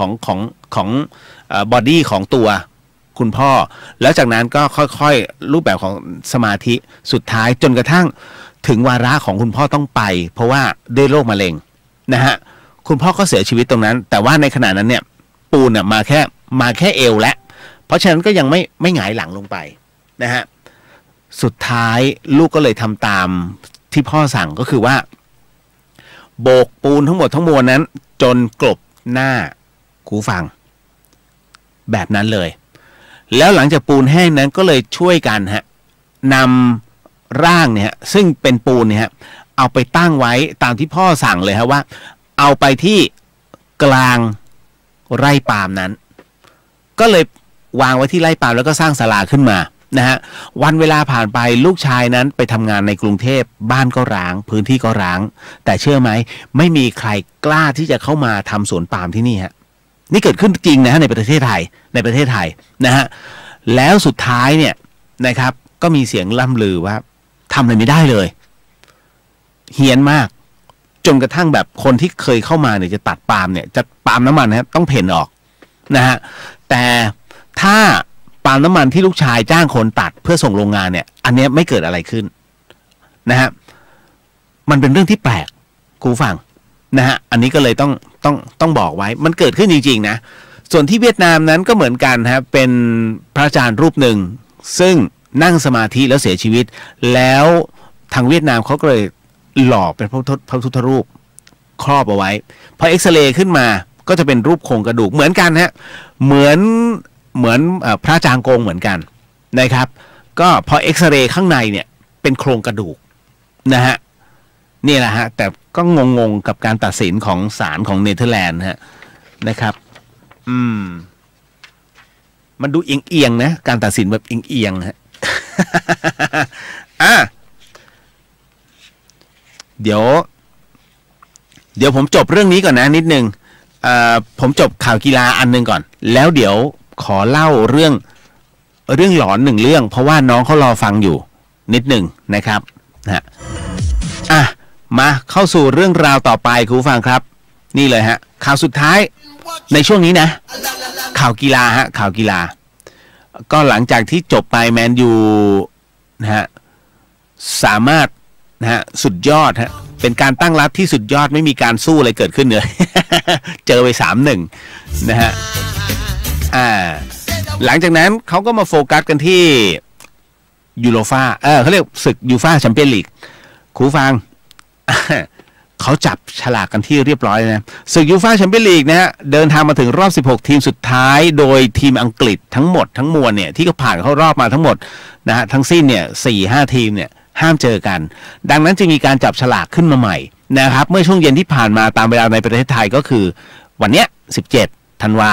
ได้มีการจับฉลากประกบคู่นะโดย2ทีมดังจากพรีเมียร์ลีกอังกฤษอย่างลิเวอร์พูลแล้วก็แมนยูนั้นต้องมาพบกับคู่แข่งสุดหินผลจากการจับฉลากประกบคู่แชมเปี้ยนลีก16ทีมสุดท้ายมีดังนี้ชาวเก้04ฮะเจอกับแมนซิตี้ แอตมาดริดนะฮะแอตเลติโกมาดริดนะครับเจอกับยูเวนตุสนะครับแมนเชสเตอร์ยูไนเต็ดเจอกับเปเชนะครับท็อตแนมฮอตสเปอร์เจอโบรูเซียดอร์ทมุนด์ลียงเจอบาร์ซ่าโรม่าเจอปอร์โตอาแจกเจอมาดริดนะฮะลิเวอร์พูลเจอบาเยิร์นมิวนิกฮะโอ้โหมันโดยในเกมแรกเนี่ยในรอบ16ทีมสุดท้ายจะมีขึ้นในวันที่12กับ13กุมภาพันธ์แล้วก็วันที่19กับ20กุมภาพันธ์นะขณะที่เกมที่2นั้นจะมีขึ้นในวันที่5ถึง6มีนาและวันที่12กับ13มีนาฮะจบข่าวไปอย่างรวดเร็วนะฮะคือนานๆผมจะอ่านข่าวกีฬาจริงๆเราก็เป็นคนกีฬาแหละนะฮะแต่นะอย่างว่าเดี๋ยวขออนุญาตไปเข้าเรื่องหลอนขออภัยฮะผมคุณสามารถจะชมผมได้นะครับโดยที่ด้านหลังไม่เป็นสีน้ำเงินนะฮะก็ใน YouTube นะเข้าไปที่วัดฝายหินเชียงใหม่เดี๋ยวขออนุญาตทักทายน้องๆก่อนเข้ามาแล้วเดี๋ยวหาว่าผมใจดำมันขึ้นให้ผมโบกมือทักทายผมกดนะขออนุญาตกดแล้วกันตุ้งดุง ไม่รู้ว่าทักหมดอะนะฮะตึ๊ดฮึบอยู่คนเดียวไม่ถึงตายหวัดดีครับไอเรียวหวัดดีครับนี่เลยทักทายเจนะฮะแม่หญิงแพรทองสวัสดีพี่เลียวรอฟังเรื่องหลอนอยู่ค่ะเดี๋ยวจัดไปฮะตึ๊ดแล้วก็คุณมิทนีครับสวัสดีเจ้าพี่เลียวสวัสดีครับนะฮะมาถึงนะครับพงธนาสวัสดีครับพี่เลียวสวัสดีฮะเจสวัสดีพี่เลียวสวัสดีครับนะจ๊ะไม่รู้ผมกดทักหมดอะฮะใครเข้ามาผมทักหมดอะ มิลเดอร์สวัสดีค่ะนะฮะเอาสวัสดีครับพี่แดงนะฮะฟังอยู่นะขอบพระคุณนะพี่นะฮะอุ้ยนะฮะก็คือต้องบอกก่อนว่าเดี๋ยวน้องๆหลายคนก็บอกว่าบางทีคุณแม่ฟังอยู่แต่ว่าจะฟังช่วงข่าวบ้างนะครับไม่กล้าฟังเรื่องหลอนต้องฟังฮะเพราะว่าเรื่องที่ผมเล่ามันไม่ได้หลอนมากแล้วผมจะบอกให้ว่ามันเกิดขึ้นยังไงนะครับคือการที่รับรู้ก่อนล่วงหน้าเนี่ยมันเป็นการเตรียมตัวผมไม่ได้บอกทุกคนต้องเตรียมตัวตายนะแต่มันเป็นเขาเรียกว่ามันเป็นอะไรพุทธานุสติแล้วกันเป็นการเตือนนะฮะในแบบพุทธศาสนานะครับเอาเลยครับก็เดี๋ยวไม่รู้ผมทักทุกคนอ่ะเข้ามาเยอะการกดดู แต่ผมทักคนอ่ะนะฮะไอทุนดีครับพี่สวัสดีครับผมนะฮะนะดีครับพี่ดีครับผมไปนึกถึงไอเนี่ยคือคนที่มีความก้าวหน้าในหน้าที่การงานนะคุณเขาจะมีอยู่3อย่างนะฮะอยากฟังไหมสูตรเจริญในหน้าที่การงานครับได้ครับพี่ดีครับผมเหมาะสมครับท่าน 3 คำนี้น้องจำเอาไว้เจริญรุ่งเรืองฮะได้ครับพี่ดีครับผมเหมาะสมครับท่าน นะคือเขาใช้เลยมาคุณมี3 คำนี้คุณเจริญรุ่งเรืองหมูหวานมาแล้วจ้าสวัสดีครับนะฮะนะครับคุณสิริวิมลฟังอยู่นะครับพี่เดียวสวัสดีครับขอบคุณนะฮะนะครับคิตตี้ด้วยนะครับผมทักหมดแล้วบอกแล้วนะฮะใครเข้ามาผมทักหมดตึ๊ดนะฮะคือมันมีให้กดไงแล้วเราก็ไม่รู้ว่าเราก็กดคุณจิจัดสวัสดีครับพี่เลียวสาธุครับผมนะฮะอากาศเย็นนะฮะเชียงใหม่อากาศเย็นนะครับก็เดี๋ยวลงไปก็เปิดพัดลมนอนนะฮะ ยุ้ยบอกว่าสารพีอากาศกำลังดีเนอะนะฮะคุณรังสรรค์คุณเรียวดูหน้าตาเหนื่อยนะครับเหนื่อยครับแล้วตาผมเจ็บตาข้างนี้ผมเจ็บด้วยนะครับ เมื่อวานก็หลายรอบอยู่นะฮะโอ้ยผมจะปั่นจักรยานไปนู่นไปนี่ไปเรื่อยๆนะครับคุณกรวิทย์นะครับสวัสดีครับพี่เลียวสวัสดีฮะครับตืดไม่รู้ผมวันนี้ผมทักอ่ะคือมันจะจบปีแล้วไง เรื่องของเรื่องไม่ใช่มันจะจบปีเดี๋ยวทักน้องๆเขาเท่าไหร่นะฮะคุณอนุชิต นะครับสวัสดีครับผมนะฮะอาจารย์ศักยันต์สวัสดีครับพี่เลียวสวัสดีครับผมนะฮะอันฮัลโหลแหมพระคุณนะฮะปุ้มปุ้ยสวัสดีค่ะพี่เลียวสวัสดีครับหญิงใหญ่ดีครับเป็นไงบ้างอาการนะฮะเมื่อวานนี้นะฮะหญิงใหญ่บอกว่าพี่โดนรถชนอีกแล้วลอยตัวเลยพี่เลียวอยากจะบอกมากเลยใจหายแวบเลยว่าตอนที่หญิงใหญ่เขาส่งข้อความมาเราก็อยากจะบอกเฮ้ยไม่เป็นไรนะไปเช็คนะเพราะว่าเราลึกๆแล้วเฮ้ยอย่านะคือเรานับแล้วไงว่าทั้งหมดนั้น14 คนแล้ว อันนี้พูดเล่นนะมันไม่ใช่แต่ว่าเรามีความเป็นห่วงเนี่ยถ้าสังเกตดูพี่จะเฮ้ยไปตรวจระวังเป็นเรื่องของการสมองเพราะเขาโดนรถชนนะฮะแล้วตกลงมาแล้วคอเคล็ดอ่ะแล้วศีรษะท้ายทอยไปโดนบังโกนรถอีกคันหนึ่งไงนั่นแหละก็เลยรีบไปตรวจแล้วหมอเอ็กซเรย์บอกว่าไม่เป็นไรกลัวมากเพราะผมเจอเคสแบบนี้บ่อยมากคุณอธิวัฒน์นะฮะสวัสดีครับเรียวขอบคุณสำหรับดูเบอร์นะครับแข็งแรงจริงๆผมจะบอกผมแปลตัวเลขให้แต่ผมไม่ได้ดูให้คือถ้าดูเนี่ยมันต้องแก้ไขให้นะฮะผมใช้แค่วันนั้นน่ะเพราะว่าผมเคยคุยกับหลายๆคนหลายๆคนก็บอกพี่มันต้องรวมตัวเลขบอกมึงจะบ้าเหรอถ้ารวมตัวเลขอันนี้ผมพูดถึงหมายเลขโทรศัพท์นะถ้ารวมตัวเลขแล้วเลขของคุณน่ะที่อยู่ทั้งหมดทั้งมวลเนี่ยนะฮะมันเป็นดาวที่เป็นบาปพระเคราะห์ซวยเลยนะเพราะทุกวันนี้ค่ายโทรศัพท์มันขายเบอร์ดีๆแท้ๆจริงไม่ได้มันจะมีคนไปเลือกก่อนฮะที่ศูนย์นะฮะเพราะฉะนั้นไอ้คุณที่เห็นเบอร์ต่างๆที่มันขายในเว็บแล้วราคาสูงๆเนี่ยไอ้พวกเนี้ยสงสัยได้เลยว่าคุณสงสัยไหมอ๋อเบอร์เราไม่มีหลุดไปไหนหรอกแล้วพวกเขามีขายได้ยังไงเนี่ยเขาเรียกมูสานะครับเพราะฉะนั้นพวกนี้เขาจะมีการเลือกไว้ก่อนแล้วมาถึงตามศูนย์ต่างๆเนี่ยมันน้อยมากที่เบอร์ที่จะหลุดจริงๆคือไอ้นั่นในที่เลือกมันตาลายนั่นแหละมันจึงหลุดมาที่ศูนย์แล้วพอมันขายไม่ได้เนี่ยเขาก็เลยก็เป็นกลยุทธ์ใหม่คือรวมแล้วกันเอารวมแล้วกันคือข้างในช่างมันแต่เอาผลรวมเพราะคนไม่รู้ไงผมมาตรวจแต่ผมบอกไม่ใช่พี่ทำไมไม่ใช่อ่ะก็กูดูอยู่เนี่ยมันไม่ใช่อ่ะคือเลขที่ถืออยู่มันเป็นบาปพระเคราะห์ทั้งนั้นเลยนะแต่ว่าผลรวมมาดีผมบอกว่าผลรวมจะไปเอาข้างในนะฮะไอ้ผลรวมมันคือเขาเรียกผลพลอยได้นะฮะเป็นยังไงช่างมันแต่เอากำลังข้างในเขาเรียกการวางดวงดาวให้กับชีวิตแค่นั้นแหละนะฮะผมก็เลยแปลตามหลักเลขศาสตร์ไปก็จบมันไม่ได้ผมไม่ได้ดูอะไรมากมายนะฮะคุณศิริลักษณ์สวัสดีครับพี่เลียวสวัสดีครับผมมาอันนี้มั่งปุ้ยสวัสดีครับพี่เลียวคุณชุลีพรสวัสดีครับพี่เลียวรอฟังเรื่องหลอนอยู่ง่วงแล้วใช่ไหมหลับไปก่อนฮะหญิงใหญ่สวัสดีครับพี่เลียวอันนี้คุณสุมิตราสวัสดีครับพี่เลียวสวัสดีครับผมฮะตึงก็หลายๆท่านผมทักหมดแหละนะฮะครับมาไปเรื่องแรกก่อนเลยฮะเพื่อไม่ให้เสียเวลาเพราะว่าน้องรอฟังอยู่นิดนึงแล้วกันฮะขออนุญาตหน่อยนะฮะครูฟังครับ You're listening to 104.5 Radio.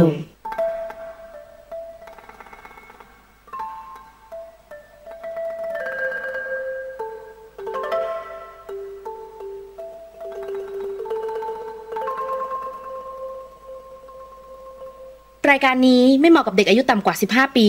และทุกแถวที่แฝงตัวมาหากินในพระศาสนาผู้ปกครองหรือพระผู้ใหญ่ควรพิจารณาในการรับฟัง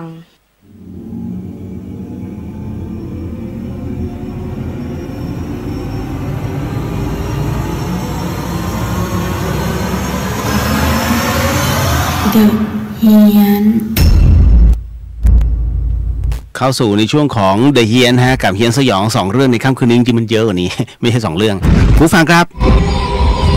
ก็สนับสนุนเรื่องราวหลอนๆแบบนี้โดยนาอีเซรั่มแชมพูฮะแชมพูที่ลดอาการรุดร่วงของเส้นผมนะฮะก็เป็นประจำนะครับคุณผู้ฟังครับก็ต้องบอกก่อนฮะว่าสิ่งที่คุณกำลังจะได้ยินได้ฟังเรื่องราวจากผมต่อไปนี้นั้นอย่าเชื่อฮะให้ฟังหูไว้หูแล้วก็ใช้วิจารณญาณทุกครั้งในการรับฟังเรื่องราวประเภทนี้ครับข้อสำคัญอย่าให้คุณผู้ฟังได้ฟังเป็นนิยายครับเพราะว่าเรื่องที่ผมกำลังจะเล่าต่อไปนี้ส่งมาโดยน้องชายคนหนึ่งแล้วฮะเขาใช้คำเรียกว่าสั้นๆว่าพี่ชายฮะนะฮะและเรื่องราวตรงนี้ นะฮะน้องมะเป็นคนเขียนมาให้ผมนะครับเป็นผู้ถ่ายทอดให้เขาเล่าว่า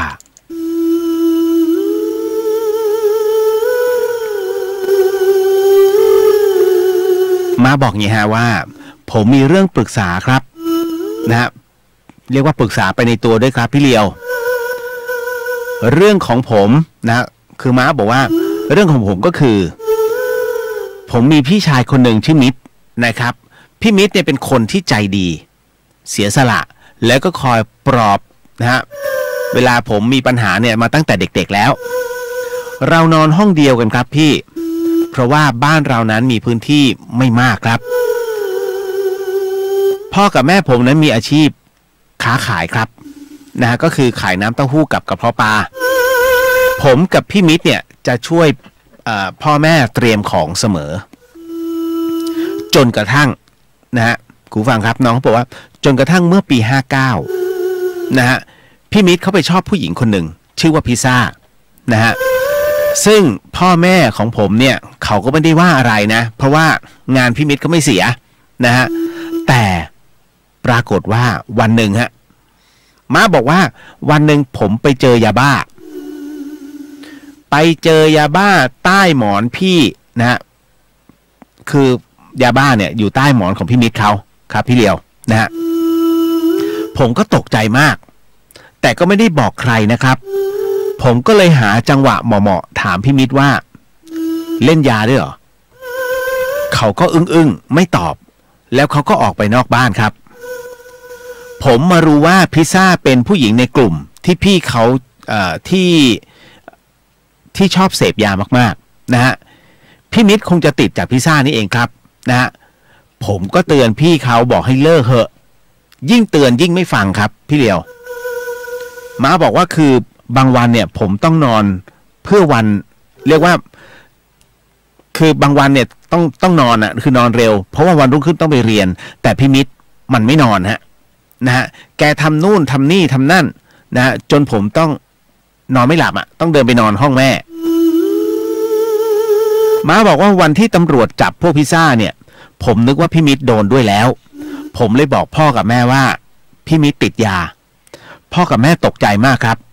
รู้เลยว่าแม่เสียใจมากๆครับพี่เลียวจนกระทั่งมีตำรวจโทรมาบอกแม่ว่าพี่มิตรถูกทำร้ายฮะตอนนี้อยู่ที่โรงพยาบาลแต่พอเราไปถึงปรากฏว่าพี่มิตรตายแล้วครับพี่เลียวหมอก็ช่วยเต็มที่แล้วฮะเพราะพี่มิตรถูกแทงที่หน้าอกเหตุการณ์นี้นะจากการสอบสวนเนี่ยมันเป็นเรื่องของการมันเหมือนกับหักหลังหรือทะเลาะอะไรพวกนี้แหละนะฮะตำรวจก็เรียกว่าลงบันทึกเอาไว้นะฮะแล้วก็ทำการสอบสวนถึงได้รับรู้นะฮะม้าบอกว่าหลังจากงานศพฮะพ่อกับแม่ก็เสียใจมากนะครับหยุดขายข้าวของกันเลยทีเดียวผมเองก็นอนมองเตียงพี่มิตรทุกคืนฮะบางวันผมก็รู้ว่าแม่แอบเข้ามาในห้องนะฮะแอบเข้ามาในห้องมาดูเตียงพี่มิตรครับผมเองก็คิดถึงแกมากเคยมีคนปรึกษานะฮะแต่ว่าตอนนี้ไม่มีแล้วกระทั่งมันมีเรื่องแปลกๆเกิดขึ้นคือทุกครั้งเนี่ยที่ผมกลับมานะฮะกลับออกมาตอนอาบน้ำในช่วงดึกนะฮะหลังจากที่ไปช่วยพ่อกับแม่นะฮะขายของน้องเขาบอกว่าทุกครั้งที่ผมกลับออกมาจากห้องน้ำในช่วงดึกหลังจากอาบน้ำเนี่ยผมสังเกตเห็นว่าที่เตียงพี่มิตรเนี่ยจะมีน้ำเปียกที่หมอนเหมือนหลังคารั่วนะแต่มองขึ้นไปก็ไม่มีอะไรบางครั้งช่วงที่ผมนอนผมเห็นเหมือนเงาใสๆคล้ายๆกับเวลาหลังคารถหรือว่าถนนมันร้อนจัดๆมันเกิดที่เตียงพี่มิตรมันเป็นไอร้อนนะฮะผมก็ไม่เคยฝันเห็นพี่มิตรนะพี่เรียวแต่ผมว่าพี่มิตรเนี่ยแกยังอยู่แล้วก็อยู่ที่บ้านนั่นแหละเป็นไปได้ไหมบางทีแกกำลังเรียกเขาบอกว่าเป็นไปได้หรือเปล่าที่วิญญาณพี่มิตรเนี่ยยังอยู่ที่บ้านนะฮะบางทีแม่เนี่ยกำลังนั่งหั่นหน่อหมายถึงหน่อไม้นะฮะแม่กำลังนั่งหั่นหน่ออยู่ ก็ได้ยินเสียงเหมือนคนเดินบนบ้านซึ่งผมเองไปเรียนผมไม่รู้พ่อบอกแม่เพ้อเจ้อเพราะแม่ก็บอกว่ามิตรอยู่บนบ้านนะพ่อนะฮะผมเอาเรื่องนี้ไปคุยกับเพื่อนๆมันก็ติดตลกว่าเอาไปออกรายการหนึ่งแล้วกันนะฮะคุณผู้ฟังว่าเอาไปออกรายการนี้สิซึ่งผมว่ามันไม่ใช่แล้วล่ะนะฮะมันมีวันหนึ่งฮะม้าบอกว่ามันมีวันหนึ่งที่แม่บอกที่ร้านเนี่ยตอนนั้นไม่มีลูกค้าแม่คุยกันที่ร้านนะแม่บอกว่าพี่มิตรมาหานะบอกให้ช่วยทำบุญให้ด้วยคือมาในฝันนะฮะบอกว่าให้ช่วยทำบุญให้ด้วยแล้วเขาหนาวมากๆเขามาหาแม่ในฝันแล้วเนื้อตัวเนี่ยเต็มไปด้วยเลือดแม่เขาก็ใจไม่ดีอีกอย่างครับพี่ครอบครัวเรานั้นหาเช้ากินค่ำไม่มีเวลาจะไปปรึกษาหารือกับใคร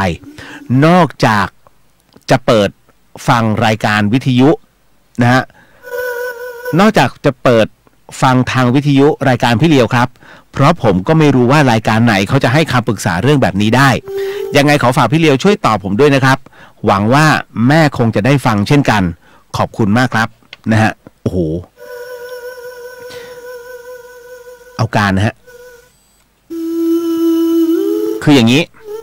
ผมตอบเป็นข้อๆไปคุณผู้ฟังครับกันขอบคุณมากครับนะฮะเอาเกิดอะไรขึ้นมันมีดีเลย์ฮะตกใจ ได้ยินใช่ไหมผมได้ยินในหูฮะคืออย่างนี้เรื่องของม้าเนี่ยนะผมขออธิบายก่อนเรื่องจิตวิญญาณคุณผู้ฟังครับอย่างที่ผมบอกไว้ต้นรายการเนี่ยจิตสุดท้ายนะฮะถ้านึกถึงในสิ่งที่คุณงามความดีที่คุณทำอย่าไปนึกถึงความทุกข์นะให้จำไว้อย่างหนึ่งความดีคือพลังบวกความชั่วคือพลังลบอะไรที่คนทุกคนนะฮะมันผ่านทั้งดีทั้งชั่วมาคุณจำไว้ว่าจิตสุดท้ายให้คิดถึงพลังบวกไว้ก็คือคุณงามความดีคุณเคยทำอะไรที่เป็นสิ่งดีๆให้นึกเอาไว้นะฮะเคยถวายพระเคยทอดกฐินเคยทำผ้าป่าสาธุกูจะไปแล้วขอให้ไปดีอะไรอย่างเงี้ยเป็นต้นคนที่จะตายเนี่ยเขาจะรู้ตัวผมบอกเลยนะคนที่ยกเว้นตายโหงนะฮะคนที่จะตายเนี่ยในวาระสุดท้ายเขาจะรู้ตัวฮะอย่างที่ครูบาอาจารย์อย่างพระอาจารย์เปลี่ยนบอกว่าคนที่จะตายตามธรรมชาตินะอันนี้ผมตามเขาจะรู้ว่าชาติต่อไปเขาจะเป็นอะไรมันจะฟ้องก่อนสิ้นบุญฮะในขณะเดียวกันนะฮะในขณะเดียวกันกรณีตรงนี้เนี่ยของมิตรผมบอกก่อนนะผมไม่รู้ว่าน้องมิตรเนี่ยเสียขณะที่เสพยาอยู่ในการมึนหรือเปล่านะจำไว้อย่างฮะว่าตอนไปหมายถึงจิตสุดท้ายตอนไปถ้าสติสัมปชัญญะครบ32ครั้งต่อไปเมื่อมันมีโอกาสในการเกิดใหม่จะครบ32แต่ถ้าเมื่อไหร่ก็ตามที่สติตอนไปไม่ครบ32อย่างเช่นเมาเหล้า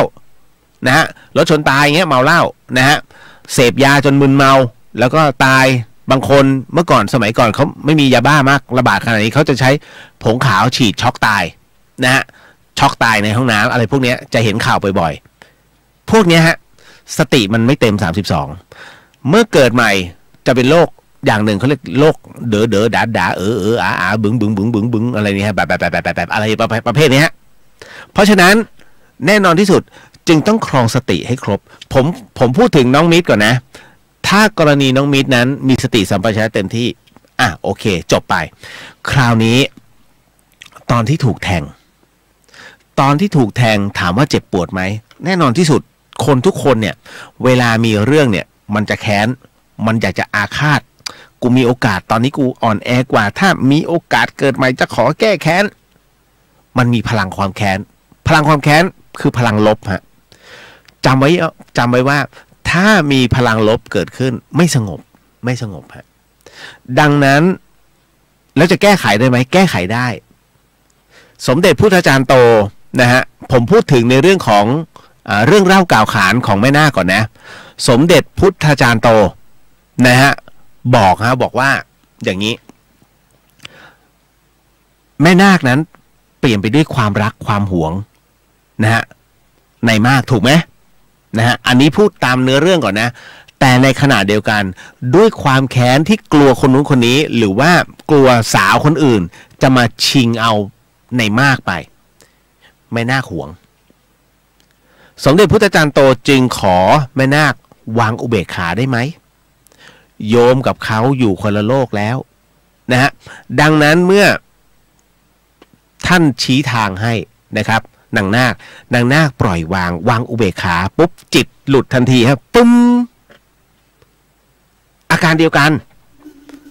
ผมถามว่าแล้วนะตรงนี้วิญญาณไม่ได้ไปไหนเต็มไปด้วยความแค้นถ้ามะก็ไม่ได้สัมผัสนะเนาะมะบอกแม่ผมคิดว่าคุณแม่คงฟังอยู่นะฮะคุณแม่ฮะถ้าคุณแม่มีโอกาสคุณแม่ท่องในใจเลยต้องให้ลูกฉันวางอุเบกขาวางอุเบกขาวางอุเบกขาอุเบกขาหมายถึงว่าปล่อยวางทุกอย่างลงนะฮะเมตตากรุณามุทิตาอุเบกขานะฮะเพราะฉะนั้นในเมื่อเราทำอะไรไม่ได้แล้วคนละโลกแล้วปล่อยวางเถอะลูกนะฮะอย่าไปยึดมันไว้ถ้ายึดมันไว้ก็แย่แล้วนะฮะพอปล่อยปุ๊บจิตจะหลุดทันทีฮะดังนั้นการทำบุญแล้วก็ทุกสิ่งอันเนี่ยอานิสงส์จะมาอยู่ยังได้รับอยู่นะฮะเอาละฮะพอถึงนะตรงนี้เนี่ยผมมาไขอันนี้บอกไว้ก่อนนะมาถึงอันหนึ่งฮะในเรื่องข้อที่บอกว่าหลังจากงานศพเนี่ยไม่เคยฝันแต่เนี่ยน้องบอกมันคืออะไรหยดน้ำใช่ไหมฮะผมจะบอกว่าน้ำตามันก็ไม่ใช่อ่ะน้องดูหลังคาดีๆนะฮะอันนี้ผมพูดถึงกรณีที่เตียงเขาเปียกตรงหมอนแล้วถ้าเปียกตอนนี้ตั้งแต่พศนั้นเนี่ยผมว่าขึ้นราแล้วนะน้อง เพราะฉะนั้นผมว่ามันน่าจะเป็นบางอย่างอะลองดูก่อนแล้วกันนะฮะอันเนี้ยนะครับมันไม่ชัดเจนนะฮะคราวนี้เขาก็บอกว่าแม่บอกว่าพี่มิตรมาหาในฝันเนี่ยนะฮะบอกให้ช่วยทำบุญให้ด้วยทำเลยฮะมีโอกาสใส่บาตรนะครับทำบุญใส่บาตรทุกครั้งมีกฐินมีพระป่าใส่ซองเอาให้ลูกหน่อยนะฮะเขาหนาวมากอะไรพวกนี้คุณผู้ฟังครับผมจะบอกว่าการทำบุญการถวายอะไรหลายอย่างเนี่ยถามว่าช่วยได้ไหมช่วยได้แต่ต้องตรงวัตถุประสงค์นะถ้าวิญญาณนั้นต้องการที่อยู่อาศัยนะฮะหรือว่าต้องการวิมานอะไรมากมายก็แล้วแต่คุณไปหาที่ไหนสักที่หนึ่งวัดไหนก็ได้ที่เขาซ่อมหลังคาโบสถ์หลังคาวิหารสร้างกุฏิพระคุณร่วมถวายปัจจัยอุทิศแด่นายคนนี้นามสกุลนี้ตึ้งปึ้งทันทีฮะเขาจะได้ทันทีนะฮะถ้าเรื่องของอาภรณ์คุณถวายจีวรพระอาภรณ์จะมาทันทีเยอะแยะสวยงามมากมายเดี๋ยวนะพี่เลียวหลอกผมหรือเปล่าครับผมไม่ได้หลอกผมไม่ได้พูดเองอันเนี้ยเรื่องราวนี้ครูบาอาจารย์สอนมาต่อเนื่องเลยถ้าอยากได้แบบนี้โยมทำแบบนี้สิถ้าอยากได้แบบนี้ทำแบบนี้สิมันได้จริงเหรอหลวงพ่อไม่หลอกผมเหรอจะมาหลอกเพื่อพระผู้ใหญ่พระสุปฏิปันโนเนี่ยไม่มีเหตุผลหรอกฮะไม่มีเหตุผลจะมาหลอกคนนี้เพื่อจีวรผืนท่านมีเยอะแยะจีวรเยอะแยะเพียงแต่ชี้แนะว่าทำสิถ้ารูปร่างเสียหายอย่างเช่นศพที่จมน้ำตายมันอืดมันพองนะฮะมันเสียรูปท่านให้ถวายพระพุทธรูปครับให้ถวายพระพุทธรูปดูว่าคนที่เสียชีวิตคือญาติเราอะอย่างบางคนถูกรถชนแขนขาดหัวขาดขาขาดเลยว่าไปนะฮะ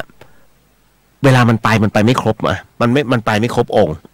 นะฮะดังนั้นเวลาเกิดมาเนี่ยทารกคุณจะเพิ่งไปโทษแม่มันมีทั้งการกินยาคุมแล้วลูกไม่ออกกับกรรมเก่าด้วยที่มันมาผสมกันแล้วเด็กออกมาพิการมันเกิดจากตอนที่ตายอ่ะแล้วมันไปแบบไม่ครบเพราะฉะนั้นคุณถวายพระการถวายพระพุทธรูปนั้นคุณผู้ฟังครับนะฮะไม่ใช่ถวายองค์เล็กๆไม่ใช่พระภูมิหรือว่าเอาไปใส่ในฐานพระภูมิไม่ใช่ฮะดูขนาดพอดีสูงสัก5 นิ้วนะฮะตามหน้าตักก็แล้วแต่นะเอาสูงพอประมาณนะฮะเขาเรียกว่าเมื่อเสียรูปให้สร้างรูปหรือที่ไหนเขาหล่อพระคุณร่วมปัจจัยนิดนึง ผมขอซื้อแผ่นทองหรือคุณไปหาขอหยอดหน่อยนะฮะขอหยอดเพื่อหล่อเป็นพระแล้วขออุทิศบุญให้กับนายคนนี้เพื่ออะไรเพื่อต่อฮะเขาเรียกต่อร่างให้กับผู้ที่เสียชีวิตไปแล้วนั่นเองดังนั้นเมื่อคนที่เขาเสียร่างไปคุณทำบุญแบบนี้นะฮะดูว่าเขาเกิดวันไหนเนี่ยถูกไหมพระพุทธรูปเนี่ยเขาก็มีเขาเรียกปางต่างกันแต่ถ้าไม่รู้จริงๆไม่เป็นไรขอนำถวายปางนี้ตามที่ฉันชอบแล้วกันแล้วขอให้ร่างผู้เสียชีวิตนั้นนะฮะได้มีอาการครบ32และสวยงามเหมือนดั่งพระพุทธรูปที่ข้าพเจ้านั้นได้นำถวายนะครับแด่พระสงฆ์ปึ้งขึ้นทันทีฮะรูปลักษณ์มาทันทีนี่ฮะเพราะฉะนั้นเวลาทำบุญนะครับเขาเรียกถ้าคุณทำหวานมันก็จะได้หวานคือหวานไปเรื่อยไม่รู้อะไรเป็นอะไรอ๋อเขาบอกไอ้นี่ดิกูทำหมดมีเท่าไหร่หมดตัวเพราะฉะนั้นรู้จักทำบุญนะฮะและรู้จักเลือกเนื้อนาบุญนะฮะเพราะฉะนั้นค่าตัวพระก็ไม่เหมือนกันด้วยดังนั้นพระกับผีเนี่ยเขาเรียกของคู่กันถูกไหมทำไมเป็นงั้นล่ะพี่พระนั้นท่านมีหน้าที่ในเรื่องของการเผยแผ่พระพุทธศาสนาคำสอนขององค์พระสัมมาสัมพุทธเจ้านะฮะนี่คือหน้าที่ของพระภิกษุสงฆ์นะจำไว้นะฮะแต่อีกในหนึ่งพระสงฆ์เป็นผู้ที่เรียกว่าถ่ายทอดและเชื่อมต่อนะฮะเชื่อมต่อเขาเรียกว่าทางใจนี่คือผู้นำจิตวิญญาณฮะหน้าที่ผู้นำจิตวิญญาณโยมจิตตกไม่เป็นไรมาโยมมีอะไรมาใช้ให้อาตมาช่วยเล่ามาอ๋อมันทุกข์ใจแบบนี้เจ้าค่ะนี่นู่นนี่ถ้าท่านตอบไม่ได้ท่านจะเอาหลักธรรมะเข้าแก้ไขแต่ถ้าท่านตอบได้ท่านตอบปึ้งนั่นคือการแก้ปัญหาเพราะฉะนั้นนะฮะพระกับผีจึงคู่กันถูกไหมเวลาญาติตายจะสวดกันเองไหมก็ไม่มีฮะก็ต้องนิมนต์พระไปสวดให้พระสวดให้ผีฟังไหมก็ไม่ใช่อย่าเข้าใจผิดนะพระไม่ได้สวดกุศลธรรมะอกุศลไม่ใช่ฮะคนในโรงเนี่ยเจ้าภาพใหญ่เนี่ยไม่ได้ยินนะนอนนิ่งแข็งทื่อเนี่ยไม่ได้ยินฮะคนอยากรู้ได้ยินไหมคุณลองลงไปนอนเล่นในโรงแล้วคุณก็ปิดฝาให้ใครตะโกนไม่ได้ยินโรงเย็นอ่ะคุณเชื่อไหมผมเคยเข้าไปในโรงเย็นคือผมไม่สนน่ะผมอยากจะรู้ว่าในโรงเย็นน่ะมันเป็นยังไงผมก็เลยมุดเข้าไปแล้วบอกพี่ช่วยปิดฝาหน่อยผมขอนาทีหนึ่งโอ้โหคุณเชื่อไหมเฮ้ยแม่งคุณต้องเฮ้ยผมเข้าใจแล้วว่าทำไมเกาหลีกับญี่ปุ่นมันจึงมีวิธีการให้คนคิดฆ่าตัวตายได้ทดลองนอนในโรงเฮ้ยมันเป็นครั้งแรกมากและผมไม่เคยคือผมจำความรู้สึกตรงนั้นก็คือพอเข้าไปในโรงเย็นเนี่ยแล้วให้เขาปิดประตูปิดเลยนะนาทีหนึ่งแต่เฮ้ยเดี๋ยวไม่ให้ปิดสนิทเดี๋ยวตายเดี๋ยวอากาศไม่มีนะฮะก็ลองดูเฮ้ยคุณมันเหมือนเราคุยตัวเองอะแล้วมันใจมันวิวคุณต้องลองดูนะฮะแล้วคุณจะรู้เลยว่าอ๋อคนที่เขาเผชิญกับความตายมันเป็นอย่างนี้นี่เองแล้วใครพูดเนี่ยไม่ได้ยินบอกเลยเพราะฉะนั้นเวลาพระสวดคนที่ได้ยินก็คือคนที่ไปร่วมงานฮะดังนั้นเวลาพระสวดเนี่ยท่านสวดให้คนได้รับฟังแต่บังเอิญท่านสวดเป็นบาลีนะฮะท่านสวดเป็นภาษาพระบาลีไม่ใช่จริงๆบาลีมันคือประโยคนะฮะบาลีไม่ใช่ภาษานะฮะแต่ก็เรียกคำติดปากภาษาบาลีสันสกฤตเงี้ยนะฮะบาลีสันสกฤตแต่ว่าไม่เป็นไรก็ถือว่าเป็นเรื่องของการสวดอันนี้ก็เลยบอกไว้เพราะฉะนั้นสวดมนต์เนี่ยเพื่อให้โยมนั้นมีสมาธิแล้วก็มีความรู้สึกว่าถ้าแปลออกมาเนี่ยพูดถึงในเรื่องราวของที่ผ่านมาของโลกใบนี้นะฮะวัฏสงสารทั้งหมดทั้งมวลความเป็นธรรมชาตินี่คือความตายท้ายที่สุดหนีไม่พ้นเนี่ยคุณแต่เราฟังไม่รู้เรื่องเพราะท่านสวดบาลีดังนั้นเขาจึงมีการเทศก่อนแสดงพระธรรมเทศนาก่อนนั่นแหละโยมถึงได้ฟังแต่โยมไม่ฟังไม่ได้เจอกันนานเลยเอางานศพไปเป็นงานพบปะสังสรรค์ถูกไหมเฮ้ยนี่คือเรื่องจริงมาก ผมชอบมากเอ้ยเป็นไงโอ้ไม่ได้เจอกันเลยลูกมึงเป็นไงวะไอคนตายนอนพนมมืออยู่ เฮ้ยมันเอางานเลี้ยงกูมาเป็นงานพบศิษย์เก่าเว้ย มีจริงๆคุณลองดูดิแล้วผมนั่งขำก็ดีอะนะแต่อย่าเจอบ่อยๆอะไรแบบนี้เป็นต้นฮะเพราะฉะนั้นเดี๋ยวบอกก่อนคุณแม่ฟังอยู่ใช่ไหมฮะผมตอบไปแล้วนะครับว่าถ้าจะทำให้คือเนื้อตัวน้องเต็มไปด้วยเลือดทำอะไรไม่ได้ฮะก็สร้างรูปดูพระพุทธรูปดูประจำวันเกิดน้องถวายซะหน่อยเอาสูงสัก5 นิ้วไม่รู้ว่าปางอะไรแต่นะอย่างต่ำฮะดีที่สุดฮะนะครับไม่มีเวลาปรึกษาใครแน่นอนฮะคุณจะไปปรึกษารายการวัยรุ่นที่ไหนนะตึกแลบเลยครับปุ๊บแล้วไปถามเขาเนี่ยนะจะทำไงดีไหมแม่นะฮะแม่ต้องซื้อเนี่ยฮะแม่ต้องกดไลค์ผมก่อนอะไรประมาณนี้มันไม่ใช่แล้วล่ะนะฮะหมด1เรื่องราวผ่านไปนะฮะบอกแล้วน่ากลัวไหมเนี่ยไม่น่ากลัวเนี่ยบอกแล้วว่ารายการเลยเฮียนมันประมาณนี้ฮะมันไม่ใช่ว่าโอ้โหรายการเลยว่าน่ากลัวไม่ผมเล่าเองผมยังฮาเองเลยตลกผมว่าเหมือนกับน้องๆมาพูดพี่รายการตลก นะลุงกุ้งลำพูนอากาศเย็นครับจริงสินะฮะเอกพจน์สวัสดีครับพี่สวัสดีครับผมเจมส์โอลิเวอร์อันนี้ผมทักน้องก่อนฮะนะครับสวัสดีครับผมคุณนิกรติดตามทุกคืนครับรายการนี้ขอบพระคุณนะฮะขอบพระคุณมากอุตส่าห์ให้กำลังใจด้วยนะฮะเดี๋ยวขออนุญาตทักก่อนไม่ใช่พักหมายถึงว่าทักนิดนึง นะฮะป้าละเทวดาเดินดินสวัสดีครับผมสวัสดีฮะผมทักหมดอะนะครับคุณอะไรเนี่ยอะไรเนี่ยคำชัยสันติฮะโอ้โหคุณสิทธิชัยเอานามสกุลขึ้นก่อนผมก็งงสวัสดีครับผมสวัสดีฮะนะฮะนะครับเดี๋ยวก่อนหลายท่านขึ้นมาคุณเคนบอกว่ามาแล้วครับผมนะฮะ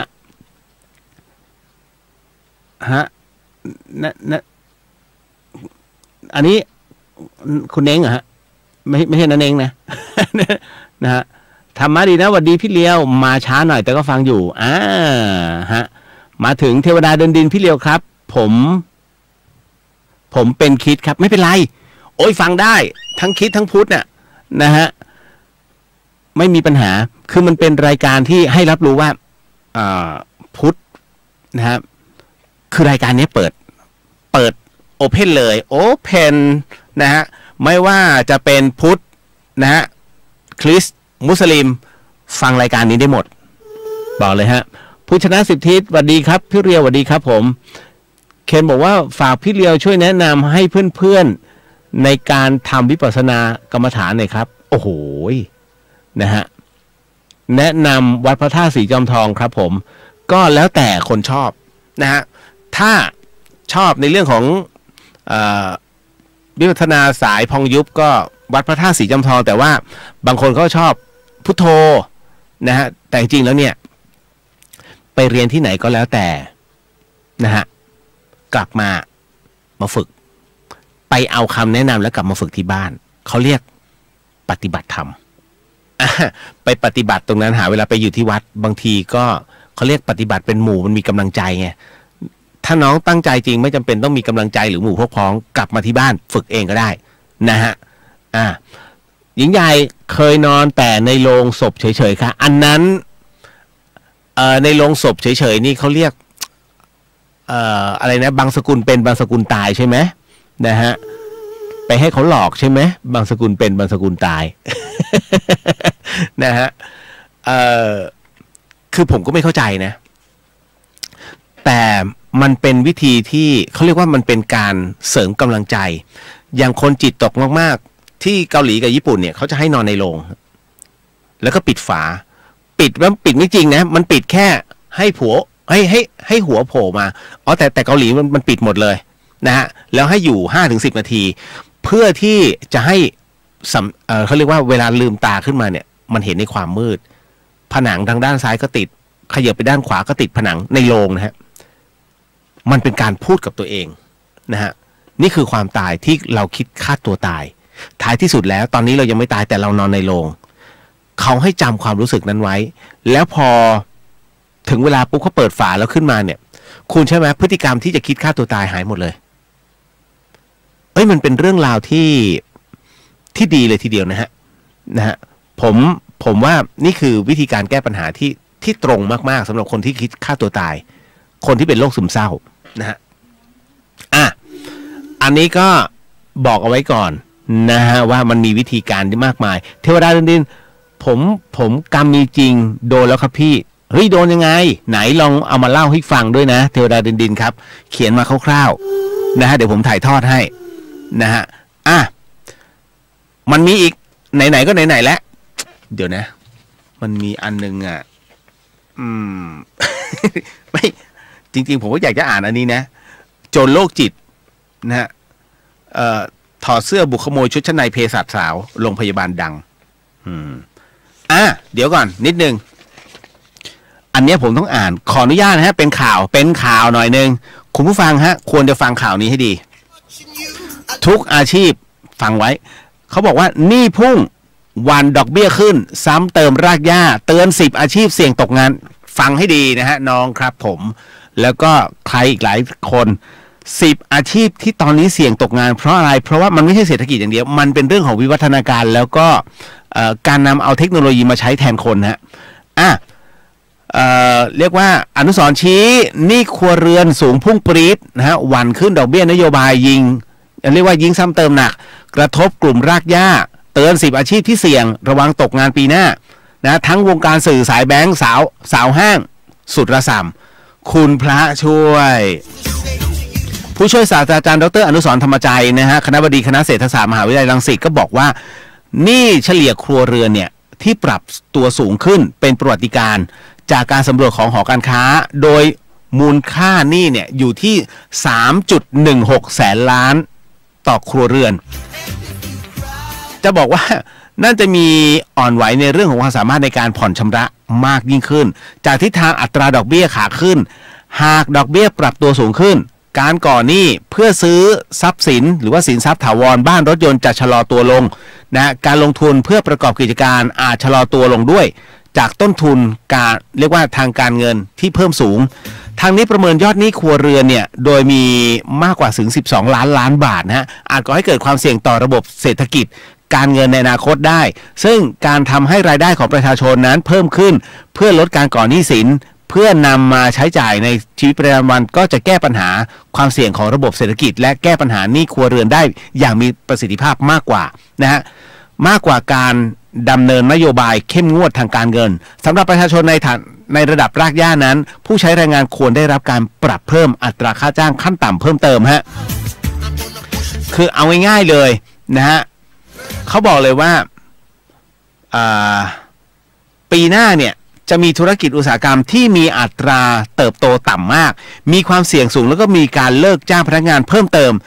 จากพฤติกรรมนะฮะที่เปลี่ยนแปลงไปของผู้บริโภคแล้วก็เปลี่ยนแปลงไปตามระบบเทคโนโลยีจำไว้นะ1เลยกูฟังน่ากลัวมาก1ธุรกิจอุตสาหกรรมทีวีดิจิตอลเคเบิลทีวีสื่อสิ่งพิมพ์และสำนักพิมพ์ต่างๆกระทบผมด้วยแต่ผมสบายใจครับผมจัดกับวัด นะธุรกิจอุตสาหกรรมนะฮะคือผมก็ทำทีวีแหละนะฮะแต่ว่ามีโอกาสเราทำเพราะอะไรรู้ไหมคุณผู้ฟังเพราะ YouTube มีช่องผมจะบอกว่าบนดอยนะคุณเด็กดู YouTube ฮะเอาพี่อย่างนี้มันก็จนไม่จริงนี่ไม่ใช่บนดอยนั้นไม่มีอินเทอร์เน็ตแต่โรงเรียนเนี่ยเขาจะมีอินเทอร์เน็ตนะฮะโรงเรียนจะเปิด Wi-Fi ต่อเมื่อไฟฟ้าทำงานดังนั้นเด็กๆเนี่ยเขาก็จะมีโทรศัพท์บางพื้นที่นะต้องบอกก่อนนะบางพื้นที่จนจริงๆก็ไม่มีแต่บางพื้นที่เขาก็จะมีครอบครัวหนึ่งที่พอจะมีเนี่ยเด็กเขาก็จะนั่งข้างนอกรั้วแล้วก็ดู ผมก็แอบดูหนูดูอะไรลูกดู YouTube ดู YouTube นะฮะแล้วเราก็ดูอ๋อเขาดูตรงนี้กันแล้วนะฮะเพราะฉะนั้นทีวีดิจิตอลอย่างที่กสทช.บอกว่าจะเฟื่องฟูนั้นนะฮะพังฮะนะฮะพังแน่ๆนะครับต่อไปสื่อสิ่งพิมพ์อ่านหรือเปล่าฮะหนังสือพิมพ์อ่านน้อยลงเพราะเดี๋ยวนี้สื่อเทคโนโลยีคุณกดเนี่ยทุกอย่างอยู่ในโทรศัพท์หมดแล้วตึ๊ดอ่านหมดแล้วฮะเรียบร้อยรู้ก่อนหนังสือพิมพ์นะฮะต่อมาสำนักพิมพ์กำลังจะเจ๊งฮะโดยเฉพาะยิ่งตอนเลือกตั้งตอนนี้ทุกคนติดต่อสำนักพิมพ์หมดเดี๋ยวช่วยพิมพ์หน่อยนะผมเบอร์นี้ตอนที่ได้นะแต่ตอนไม่ได้เนี่ยไม่จ่ายเงินเจ๊งบงเป็นแถวเกิดขึ้นทุกรัฐบาลฮะอันนี้บอกเลยโรงพิมพ์เตรียมตัวนะฮะต่อมาอันที่2ธุรกิจที่2ฮะธุรกิจผลิตและก็จำหน่ายหรือการให้เช่าซีดีแล้วก็ DVD เอาพังไปแล้วฮะอันนี้นะครับไม่ว่าจะเป็นออนป้าหรือว่าอาซนไปหมดแล้วฮะซีดี DVD ทั้งหลายเรียบร้อยแมงเป่งฮะแมงป่องตอนนี้แมงเป่งไปแล้วฮะจนเป่งนะฮะไปหมดแล้วฮะอันที่3ธุรกิจอุตสาหกรรมยางและผลิตภัณฑ์ยางแล้วก็ปาล์มน้ำมันโอ้โหอันนี้กระทบมากตราบใดที่ประเทศไทยยังหาวิธีการที่เอายางพารามาใช้ไม่ได้พังฮะพังนะฮะเพราะทุกคนแห่ปลูกต้นยางหมดเลยคุณไปดูอีสานบึ้มเลยอย่าว่าอีสานเลยเหนือเนี่ยเชียงรายเนี่ยโอ้โหสวนยางจะปลูกอะไรนักหนานะฮะไปทุกที่ยางเกือบทั้งประเทศทั้งที่ราคามันก็ตกไงอันที่4สถานศึกษาเอกชนฮะแน่นอนที่สุดประชาชนไม่มีเงินพอมันไม่มีเงินเนี่ยเอาค่าเทอมที่ไหนจ่ายลูกนะฮะมันจ่ายไม่ได้ไงเขาก็ต้องมาเรียนโรงเรียนรัฐหรือว่าเป็นในเรื่องของความรู้เท่ากันน่ะคราวนี้อาจารย์คนไหนกักวิชาโดนไล่ออกนะฮะเขามีนโยบายแบบนี้แล้วต่อมาอันที่5ธุรกิจร้านค้าแบบดั้งเดิมเรียบร้อยฮะเซเว่นรับประทานเซเว่นโลตัสบิ๊กซีนะฮะแล้วก็ยังมีFamily Mart นะยังมีเจ็ตโอ้โหเยอะที่มันเปิดมาเป็นมินิมาร์ทแข่งกันเพราะฉะนั้นธุรกิจหมู่บ้านร้านอากงอาม่าพังหมดฮะเรียบร้อยอันที่6ธุรกิจใช้บริการโทรศัพท์พื้นฐานแล้วก็ธุรกิจร้านอินเทอร์เน็ตแน่นอนนอกจากเล่นเกมฮะต้องการความแรงไปนะติดต่อตัวนี้เพราะทุกอย่างมันเข้าที่มือถือหมดแหละนะฮะแล้วโทรศัพท์ตอนนี้เป็นตั้งเป็นอนุสาวรีย์ตู้โทรศัพท์เป็นอนุสาวรีย์ไปแล้วฮะใช้อะไรไม่ได้อันที่7ฮะธุรกิจหัตถกรรมและเฟอร์นิเจอร์ไม้ฮะนะครับอันนี้น่ากลัวมากโอท็อปรัฐบาลพยายามสนับสนุนแล้วก็ตายหมดตายเรื่อยๆคุณดูดิทุกอย่างโอท็อปหมดแต่ไม่หาตลาดให้พอไม่มีตลาดเรียบร้อยสินะฮะหัตถกรรมถักไปเหอะถักไปแทบ100 ชิ้นไอ้นั่นสร้างนาฬิกามาเรือนกูต้องเป็นหนี้เพิ่มนะต้องทำสัก10,000 ชิ้นเพื่อจะแลกนาฬิกามาเรือนหนึ่งเห็นไหมความต่างกันระหว่างตรงนี้นะมันต้องถึงเวลาโลกใกล้แตกอะคุณเพราะฉะนั้นอีกหน่อยเนี่ยผัก1 ต้นจะมีค่านะฮะประมาณ100 บาทเพราะทุกคนมันไม่มีคราวนี้เกษตรนานๆปลูกทีปลูกได้โอ้โหหัวนี้เท่ากับเพชรโอ้โหได้กินแล้วเฮ้ยมื้อนี้กูได้กินผักแต่อีกนานนะอีกนานต่อมานะฮะธุรกิจอุตสาหกรรมสิ่งทอแล้วก็เครื่องหนังเดี๋ยวนี้มันเข้าโรงงานหมดนะฮะมานั่งถักปักนอกจากจุลกฐินนะใช้กี่ทอนะฮะอันที่9เครือข่ายของสาขาสถาบันการเงินเรียบร้อยคุณสังเกตไหมแบงก์ปิดไปเยอะกรุงไทยก็หายไปเยอะ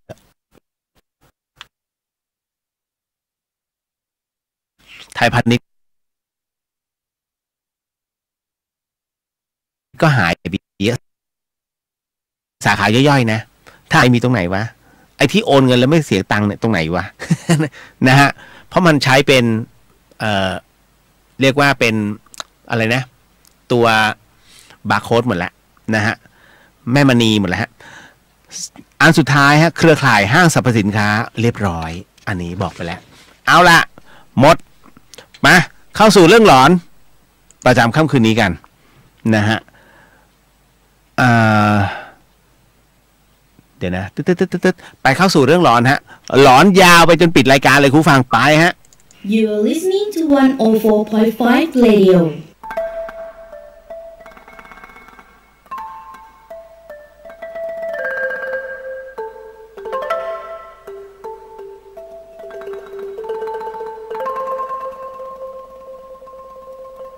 รายการนี้ไม่เหมาะกับเด็กอายุต่ำกว่า15ปี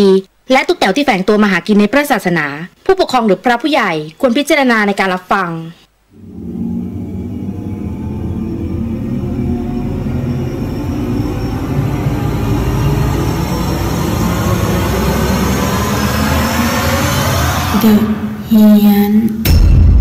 เข้าสู่ในช่วงของเดอะเฮียนกับเฮียนสยองออนไลน์นะฮะก็เป็นประจำทุกค่ำคืนแหละครับคุณผู้ฟังครับกับเรื่องราวแบบนี้สนับสนุนโดยนาอีเซรั่มแชมพูที่ลดการหลุดร่วงของเส้นผมแล้วก็ซานออโต้เซ็นเตอร์นะฮะคุณฟังเดอะเฮียน FM 104.50 เมกะเฮิรตซ์จังหวัดเชียงใหม่แล้วก็ 92.0 GFM ฮะพัทยาครับคุณฟังครับเดี๋ยวขออนุญาตถามบอกอะไรนะอ่านบอกว่าไทยรัฐเริ่มให้พนักงานสมัครใจลาออกแล้วครับพี่เฮ้ยจริงดิเทวดาเดินผมว่ากรรมจริงโดนกับตัวเดี๋ยวนะนี่ไปแล้วนะฮะต่อมาฮะมัจจุราชสีชมพูสวัสดีค่ะสวัสดีค่ะนะฮะตืดน้องเบสสวัสดีครับพี่เลียวสวัสดีฮะเอามาเข้าสู่เรื่องนี้สิ่งที่คุณผู้ฟังกำลังจะได้ยินได้ฟังเรื่องราวจากผมต่อไปนี้นั้นอย่าเชื่อฮะให้ฟังหูไว้หูแล้วก็ใช้วิจารณญาณทุกครั้งในการรับฟังเรื่องราวประเภทนี้ฮะข้อสำคัญอยากให้คุณผู้ฟังได้ฟังเป็นนิยายเพราะว่าเรื่องที่ผมกำลังจะเล่าต่อไปนี้เป็นเรื่องราวที่คุณรสุคนขออภัย ผมจะไม่อ่านชื่อจริงคุณรสแล้วกันจะนะฮะเป็นเรื่องที่คุณรสนั้นเขียนมาให้ผมเป็นผู้ถ่ายทอดนะเป็นเรื่องของผีตามและเรื่องราวตรงนี้ที่คุณรสเป็นผู้ส่งมาให้นั้นเธอเล่าว่า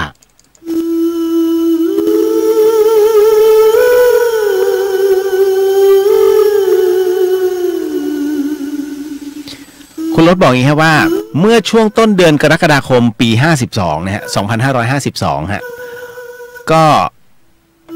เธอก็มาเที่ยวกับแฟนที่หัวหินนะฮะคุณรถบอกว่าเรามีเพื่อนอยู่ที่นั่นนะฮะก็เรียกว่าไหว้วานให้เพื่อนไปดูที่พักไว้ให้หน่อย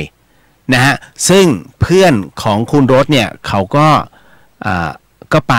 มันก็บอกว่ามันรับปากตกปากรับคำได้แล้วพอหาได้แล้วเนี่ยคุณผู้ฟังครับพอหาได้เนี่ยเราก็ไปเที่ยวนะกับแฟนคุณรถก็ไปเที่ยวกับแฟนที่หัวหินฮะต้องบอกว่าตอนนั้นที่ไปกันเนี่ยไปวันเสาร์กะว่าจะกลับวันอาทิตย์ตอนเช้าก็คือไปค้าง1 คืนนั่นแหละคราวนี้พอไปถึงเนี่ยไปถึงที่หัวหินเนี่ยประมาณบ่ายๆนะฮะก็ไปโรงแรมแห่งหนึ่งครับไปโรงแรมที่เพื่อนมันแนะนำมาให้ต้องบอกว่าบรรยากาศภายนอกนั้นดูดีมากเงียบสงบฮะก็เป็นโรงแรมที่ดูแล้วก็สมกับราคาดีจากนั้นเนี่ยคุณรถกับแฟนก็เดินเข้าไปฮะก็บอกกับแคชเชียร์ว่ามีห้องไหนว่างบ้างแคชเชียร์ก็บอกว่าเหลือค่ะมีห้องว่างค่ะนะฮะคุณรถก็โอเคฮะแคชเชียร์ก็จัดการนะฮะจัดการห้องพักให้เป็นที่เรียบร้อยจากนั้นก็เอาของนะฮะขึ้นไปเก็บในห้องพักต้องบอกว่าทุกอย่างเนี่ยมันเป็นปกติหมดเลยคุณรถกับแฟนก็ดูทีวีกันเปิดแอร์25 องศาแต่ทำไมแอร์มันเย็นมากเหมือนกับว่าเฮ้ยมันแค่10 กว่าองศาเท่านั้นฮะคือมันหนาวมากอ่ะซึ่งตัวคุณรถเองก็ไม่ได้คิดอะไรแล้วก็เลยไปอาบน้ำแต่งตัวแล้วก็ไปเดินนะฮะไปเดินก็คือไปเดินโต้รุ่งอ่ะตลาดโต้รุ่งหัวหินนะเพราะว่าโรงแรมมันอยู่ไม่ไกลจากที่พักจากตรงนั้นหลังจากนั้นฮะค่ำๆคุณรถบอกว่าประมาณ20 ทุ่มเรากับแฟนก็กลับห้องพักตามปกตินี่แหละคุณรถก็อาบน้ำแล้วก็อาบน้ำเสร็จปุ๊บก็ล้มตัวลงนอนทันทีพ อนอนเนี่ยมันนอนเท่าไหร่ก็นอนไม่หลับรู้สึกว่ามันเหมือนกับมีใครนะฮะมีใครสักคนหนึ่งมาจ้องเราอยู่มันรู้สึกพิกลนะฮะคือมันบอกไม่ถูกอ่ะนะฮะเราก็ไม่ได้ถามแฟนนะเพราะว่าคิดว่าเฮ้ยเขาอาจจะบอกว่าเราคิดมากไปหรือเปล่ามั้งคือใจจริงก็กลัวแฟนว่าเดี๋ยวพอพูดไปเดี๋ยวแฟนจะกลัวเหมือนกันหรือเปล่าก็เลยไม่พูดดีกว่าคุณรถบอกว่าก็เลยเดินไปปรับเพิ่มแอร์ให้มันเป็น35องศาแต่มันก็ยังหนาวอยู่ดีคุณรถก็ไม่ได้คิดอะไรอีกพยายามจะข่มตานอนซะก็นอนหลับตื่นนะคุณผู้ฟังปรากฏว่าตอนเช้าเนี่ยเช้าตื่นขึ้นมาคุณรถก็บอกว่าเราก็ไม่สบายมากตัวร้อนแล้วก็รู้สึกร้อนหนาวแฟนก็เลยต้องป้อนข้าวให้แล้วบ่ายของวันอาทิตย์เราก็เตรียมของกลับกันระหว่างทางนั้นนะฮะเราก็คุยกับแฟนนะฮะเรื่องที่พักที่นี่แหละซึ่งแฟนก็บอกว่าเขาก็รู้สึกแปลกๆทั้งที่ตัวคุณรถเองเนี่ยยังไม่ได้พูดอะไรเลยนะฮะแฟนเขาก็บอกว่ามันเหมือนมีคนมาจ้องมองอยู่ตลอดเวลาเลยคุณรถก็เลยถามว่าเอาแล้วทำไมไม่บอกอ่ะนะเขาบอกว่ากลัวว่าเราจะกลัวคือเราเองก็ไม่กล้าบอกเขาเพราะกลัวเขาจะกลัวเหมือนกันแล้วก็ทำหน้าเหวอคือคราวนี้เหวอกันทั้งคู่เลยเมื่อพอรู้ว่าคิดอะไรเนี่ยเหมือนกันแต่ไม่มีใครกล้าพูดพอกลับมาถึงบ้านที่กทมนะฮะแฟนเราก็เขาก็เป็นอะไรก็ไม่รู้คือไม่รู้อยู่ดีๆก็ตัวร้อนแล้วก็โวยวายเหมือนไม่ใช่ตัวเขาเองเขาก็สั่นมากๆนะฮะที่บ้านเห็นเนี่ยก็เรียกว่ารีบเอาขึ้นรถเลยแล้วก็ไปวัดแห่งหนึ่งทางภาคอีสานฮะพอไปถึงนะฮะไปถึงวัดเนี่ยพระท่านก็รดน้ำมนต์ให้แล้วก็ทำพิธีให้แล้วท่านก็บอกว่ามีผู้หญิงอยู่ข้างหลังแฟนฉันนะฮะคือแฟนคุณรถอ่ะมีผู้หญิงยืนอยู่ข้างหลังแฟนคุณรถเขาตามมาด้วยนั่นแหละฮะเรื่องราวที่เขาเล่าให้ฟังคืออันนี้รู้นะในเรื่องของการที่คุณถูกใครสักคนมองอยู่คุณเข้าใจใช่ไหมฮะเวลาคุณนั่งนิ่งๆเอาง่ายๆคนหน้าตาดีแล้วกันเวลาคุณมองคุณนั่งเนี่ยคุณจะรู้ว่ามีใครสักคนกำลังมองคุณอยู่แล้วคุณเนี่ยจะหันกลับไปมองเขามันเหมือนเป็นกระแสจิตที่มึงจงหันนะฮะจงหันนะจงหันแล้วก็บอกจงหันแล้วมันก็หันจริงๆหันไปดูพอสบตาประสบกันปุ๊บไอ้นั่นจะหลบตาปุ๊บมันเป็นปกติฮะเหมือนกันในที่นี้เหมือนกันนะฮะและอันนี้เรื่องต่อมาอันนี้ไม่พูดถึงเพราะว่ามันเป็นเรื่องราวที่เขาเอาออกมาแล้วมันก็เป็นน่าจะเป็นสัมภเวสีอยู่แถวๆนั้นแหละนะฮะทุกโรงย่อมมีสัมภเวสีมาเข้าสู่อีกหนึ่งเรื่องราวครับคุณผู้ฟังครับเดี๋ยวขอเข้าจิงเกิลเหมือนเดิมฮะ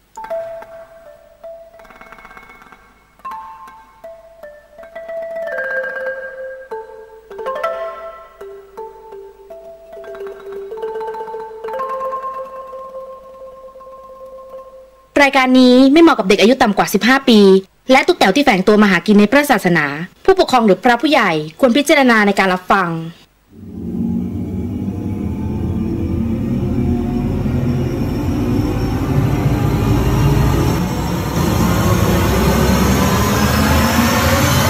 The เฮียน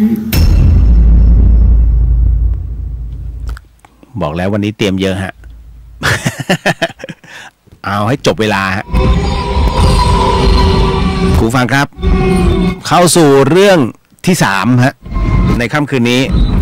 สิ่งที่คุณผู้ฟังกำลังจะได้ยินได้ฟังเรื่องราวจากผมต่อไปนี้นั้นอย่าเชื่อฮะให้ฟังหูไว้หูแล้วก็ใช้วิจารณญาณทุกครั้งในการรับฟังเรื่องราวประเภทนี้ฮะข้อสำคัญอยากให้คุณผู้ฟังได้ฟังเป็นนิยายเพราะว่าเรื่องที่ผมกำลังจะเล่าต่อไปนี้นั้นเขาเป็นเรื่องที่หลายคนเขาเรียกว่าประสบพบเจอมาแล้วก็เอามาเล่าสู่กันฟังนะฮะสนับสนุนเรื่องหลอนแบบนี้โดยนายอีเซรั่มแชมพูฮะแชมพูที่ลดอาการผมร่วงนะฮะแต่มันลดไม่ได้มากครับนะฮะไม่มียาไหนที่ลดได้จริงหรอกครับนะฮะ อันนี้มันจะช่วยยืดระยะเวลาในการร่วงของเส้นผมนี่ฮะไม่ได้ขายของเขาไว้ให้แจกแต่ผมยังไม่แจกสักที เดี๋ยวรอชุดใหญ่เดี๋ยวมาพร้อมเสื้อคุณฟังครับเรื่องต่อไปนี้ฮะคุณหนึ่งเป็นผู้ที่ส่งมานะฮะและเรื่องราวที่คุณหนึ่งประสบพบเจอมาต้องบอกเลยนะว่าเป็นเรื่องราวที่ไม่แน่ใจแต่เขาอยากเล่าสิ่งที่คุณหนึ่งส่งมาให้ผมเป็นผู้ถ่ายทอดนั้นเขาเล่าว่า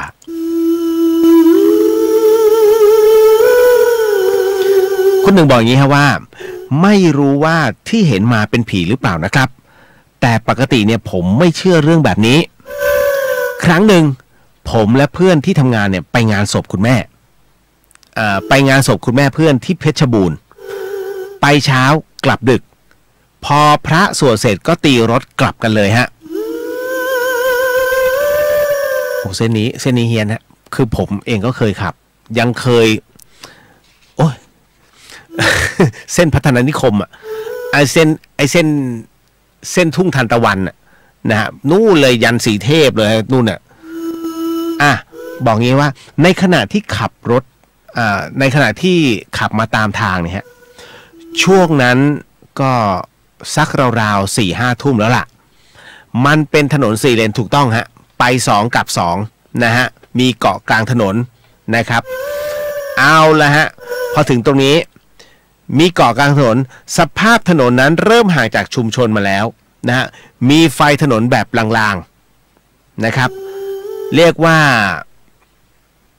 แต่ละดวงนั้นห่างกันพอสมควรผมขับรถเนี่ยขับเร็ว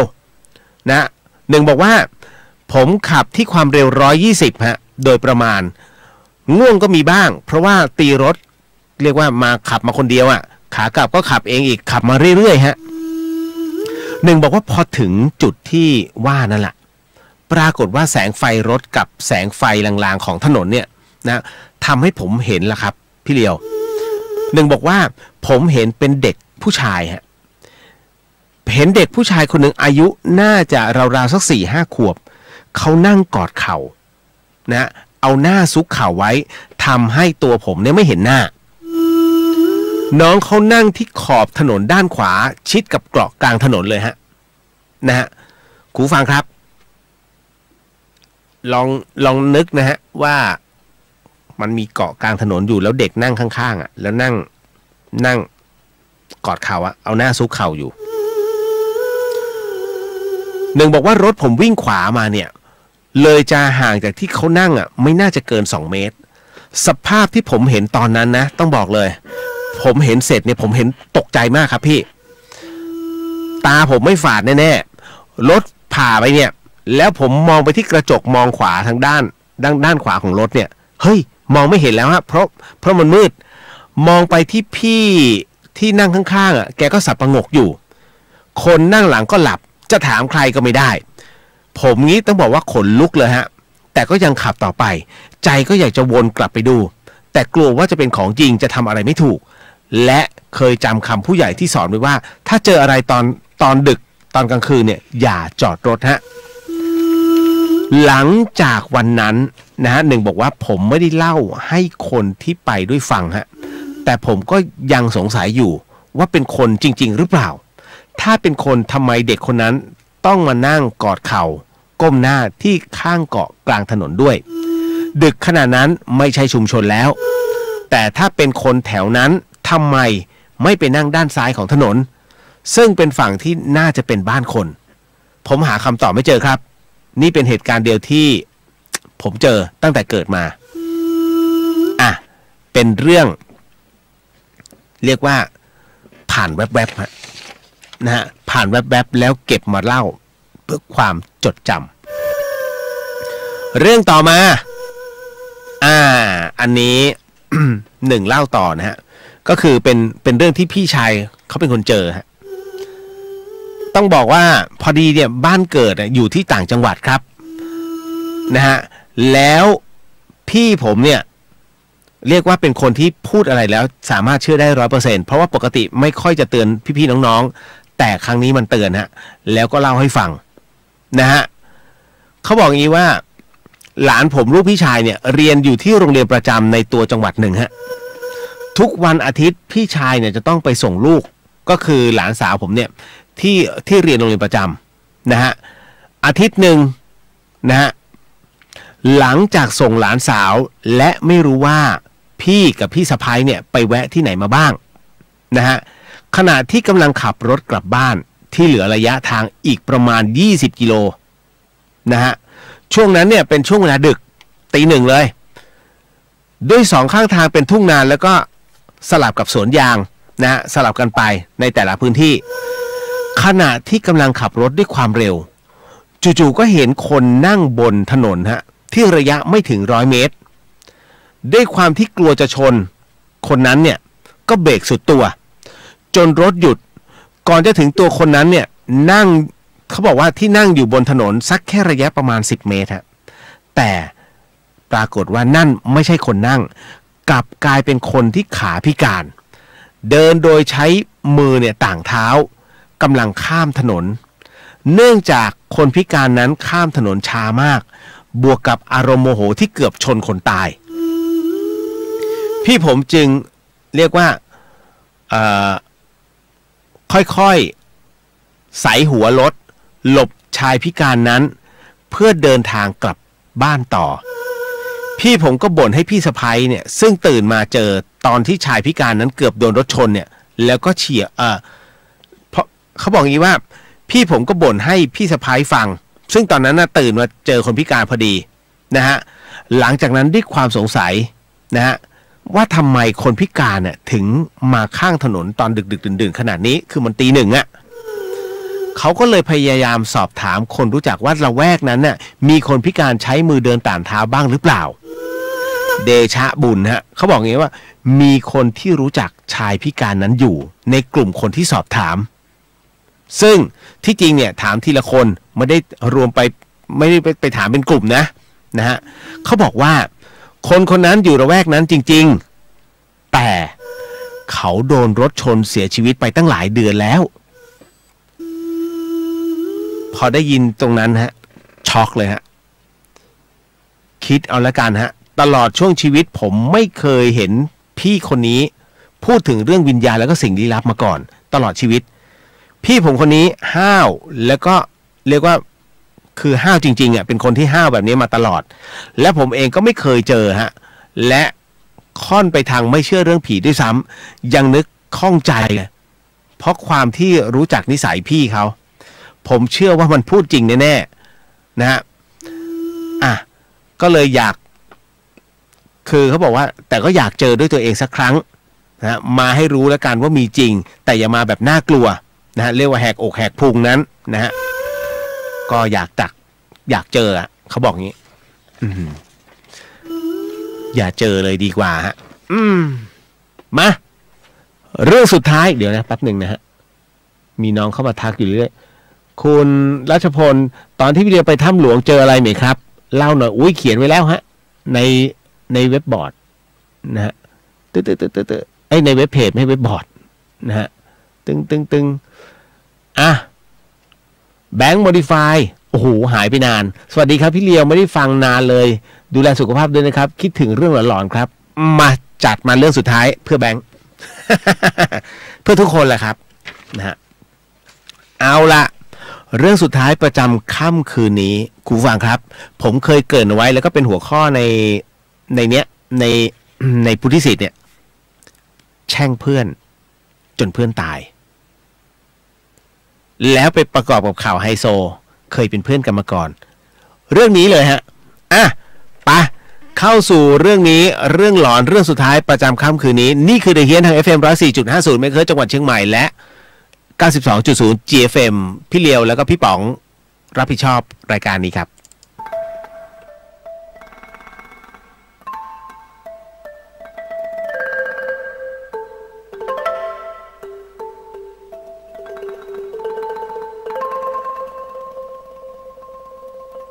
รายการนี้ไม่เหมาะกับเด็กอายุต่ำกว่า15 ปีและตุ๊กแต๋วที่แฝงตัวมาหากินในพระศาสนาผู้ปกครองหรือพระผู้ใหญ่ควรพิจารณาในการรับฟัง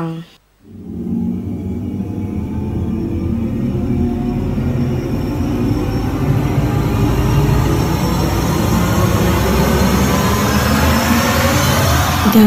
เฮียนเข้าสู่ในช่วงของเดอะเฮียนกับเฮียนสยอง2เรื่องในค่ำคืนนี้ฮะคุณผู้ฟังครับไหนๆก็ไหนๆฮะเอาให้สุดๆสนับสนุนเรื่องหวานโดยนายอีเซรั่มแชมพูตึ้งๆแชมพูที่ลดอาการหลุดร่วงของเส้นผมนะฮะเป็นประจำทุกค่ำคืนแหละครับคุณผู้ฟังครับสิ่งที่คุณผู้ฟังกำลังจะได้ยินได้ฟังเรื่องราวจากผมต่อไปนี้นั้นอย่าเชื่อครับให้ฟังหูไว้หูแล้วก็ใช้วิจารณญาณทุกครั้งในการรับฟังเรื่องราวประเภทนี้ฮะข้อสำคัญอย่าให้คุณผู้ฟังได้ฟังเป็นนิยายเพราะเรื่องที่ผมกำลังจะเล่าต่อไปนี้ส่งมาโดยน้องเต้นฮะนะฮะเต้นส่งเรื่องนี้มาบอกว่าเรื่องไม่น่าปากมากเลยและเรื่องราวที่น้องเต้นนั้นส่งมาให้ผมนะครับเธอเล่าว่าน้องเขาบอกว่าเรื่องนี้เกิดขึ้นเพราะความเมาค่ะพี่เลียวนะฮะคืออดีตเนี่ยนะฮะน้องบอกว่าอดีตนั้นหนูเคยมีเพื่อนสนิทมากๆมาก่อนชื่อเอิญฮะนะชื่อโหลนะฮะน้องบอกว่าชื่อเอิญค่ะสนิทกันจนเรียกได้ว่าสามารถเล่าเรื่องได้ทุกเรื่องนะให้กันได้ทุกเรื่องปรึกษาหารือได้ทุกเรื่องนะฮะจนกระทั่งวันหนึ่งฮะวันหนึ่งรุ่นพี่คนหนึ่งในคณะเขามาชอบหนูพี่คนนั้นชื่อว่าพี่ป๊อปฮะโดยให้เอิญนั้นเป็นเหมือนแม่สื่อนะฮะส่งสารให้นะฮะก็เรียกว่าเอิญมานัดให้หนูก็มันก็ขยันขยอเพื่อนสนิทเฮ้ยรับนัดพี่เขาหน่อยอะไรประมาณนี้ฮะก็เลยตกลงรับนัดพี่ป๊อปเขาแต่เนื่องจากว่า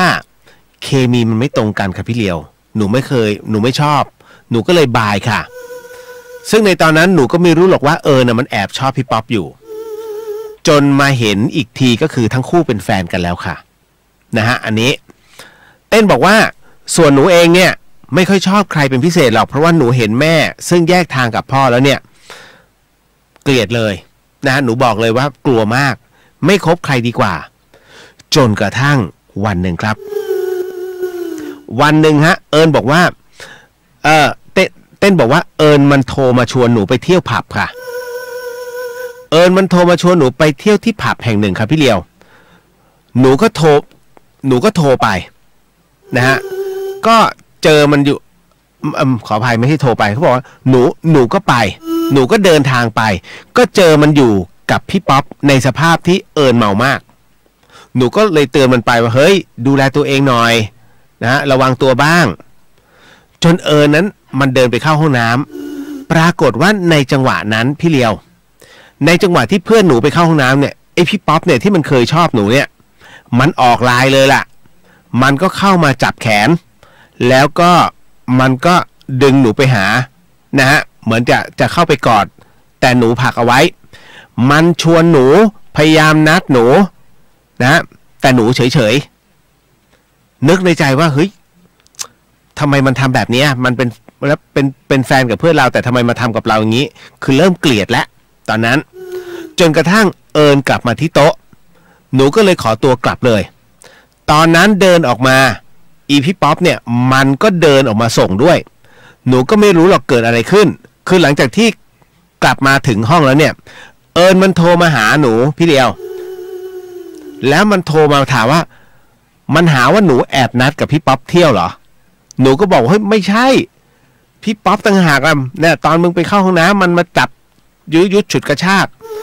นะหนูก็ปฏิเสธปันแต่มันก็ยังคงขยันขยอบอกว่ามึงอ่อยให้พี่ป๊อปเหรอ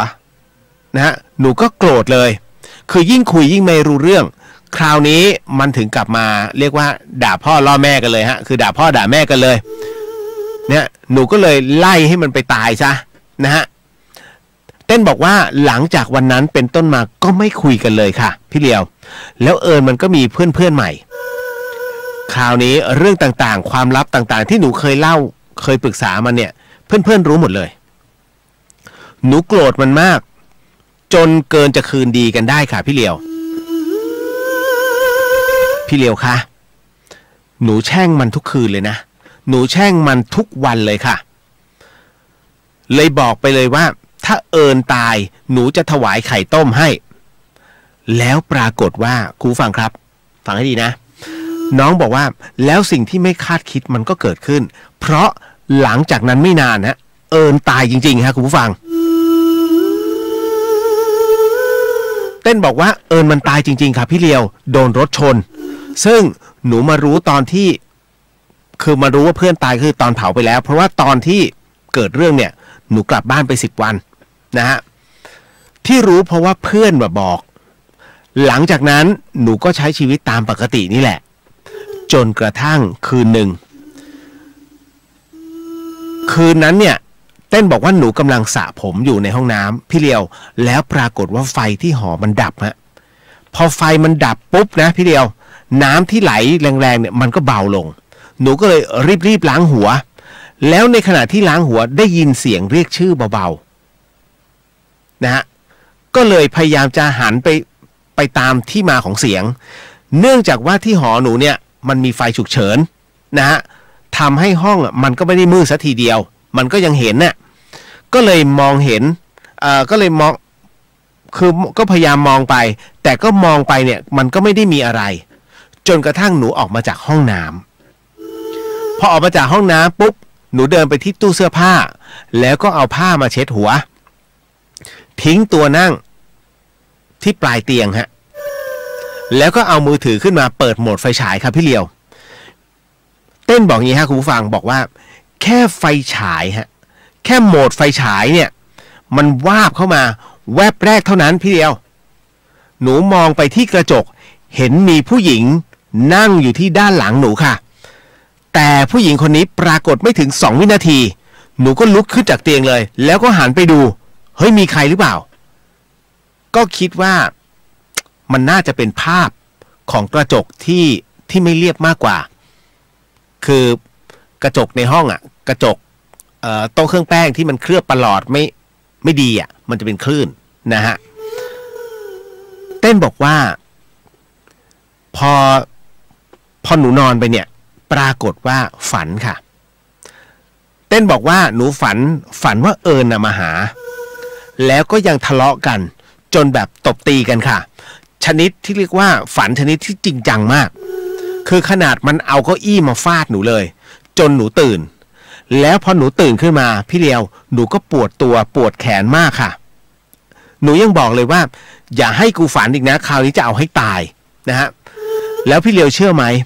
คืนต่อมาหนูฝันถึงมันอีกหนูทะเลาะกับมันทุกฝันเลยนะบอกเลยค่ะว่าจนในฝันเนี่ยหนูแช่งมันให้ไปตกนรกบอกให้นรกลงโทษมันที่มันมาว่าพ่อกับแม่หนูเอาหนูไปพูดเสียหายทั้งที่ไม่เป็นความจริงแล้วเต้นบอกว่าคราวนี้ตอนที่หนูแช่งอ่ะมันอยู่ในฝันนะพี่ปรากฏว่าในฝันนั้นมีคนราวๆ6 คนเป็นผู้ชายเขาก็มาลากเอาเอิญไปฮะในภาพตอนนั้นหนูรู้สึกสงสารมันมากจะเข้าไปช่วยก็กลัวทั้ง6 คนจะทำร้ายเขาก็เอาตัวเอิญไปค่ะแล้วตั้งแต่นั้นเป็นต้นมาหนูไม่เคยฝันถึงเอิญอีกเลยจนมาช่วงเปิดเทอมเนี่ยค่ะพี่เลียวมีพี่เขาบอกว่าเขาเห็นเอิญตามหนูอยู่ในบางครั้งหนูจะทำยังไงดีครับพี่หนูต้องหาหมอผีที่ไหนถึงจะจับมันลงหม้อถ่วงน้ำได้ช่วยหนูทีค่ะน้องดูไม่น่ามากไปหรือเปล่าฮะหรือว่าหนังผีหนังไทยมากไปหรือเปล่าไม่มีหรอกครับจับถ่วงน้ำในสมัยนี้นะอ่ะเรามาดูกันแกะทีละคำถามน้องๆทุกท่านฟังเอาไว้ให้ดีนะฮะอยากจะบอกว่าเพื่อนต่อให้สนิทมากแค่ไหนตายแทนกันได้อะไรยังไงอย่าปรึกษาเรื่องราวที่มันกระทบถึงครอบครัวนะฮะมันเป็นเรื่องที่ต้องบอกว่าคำว่าเพื่อนแท้ใช้เวลานานมากครับคุณผู้ฟังไม่ใช่อยู่อยากจะมึงเพื่อนแท้มาไม่มีฮะนะครับดูไว้มันมี2 อย่างเพื่อนกิน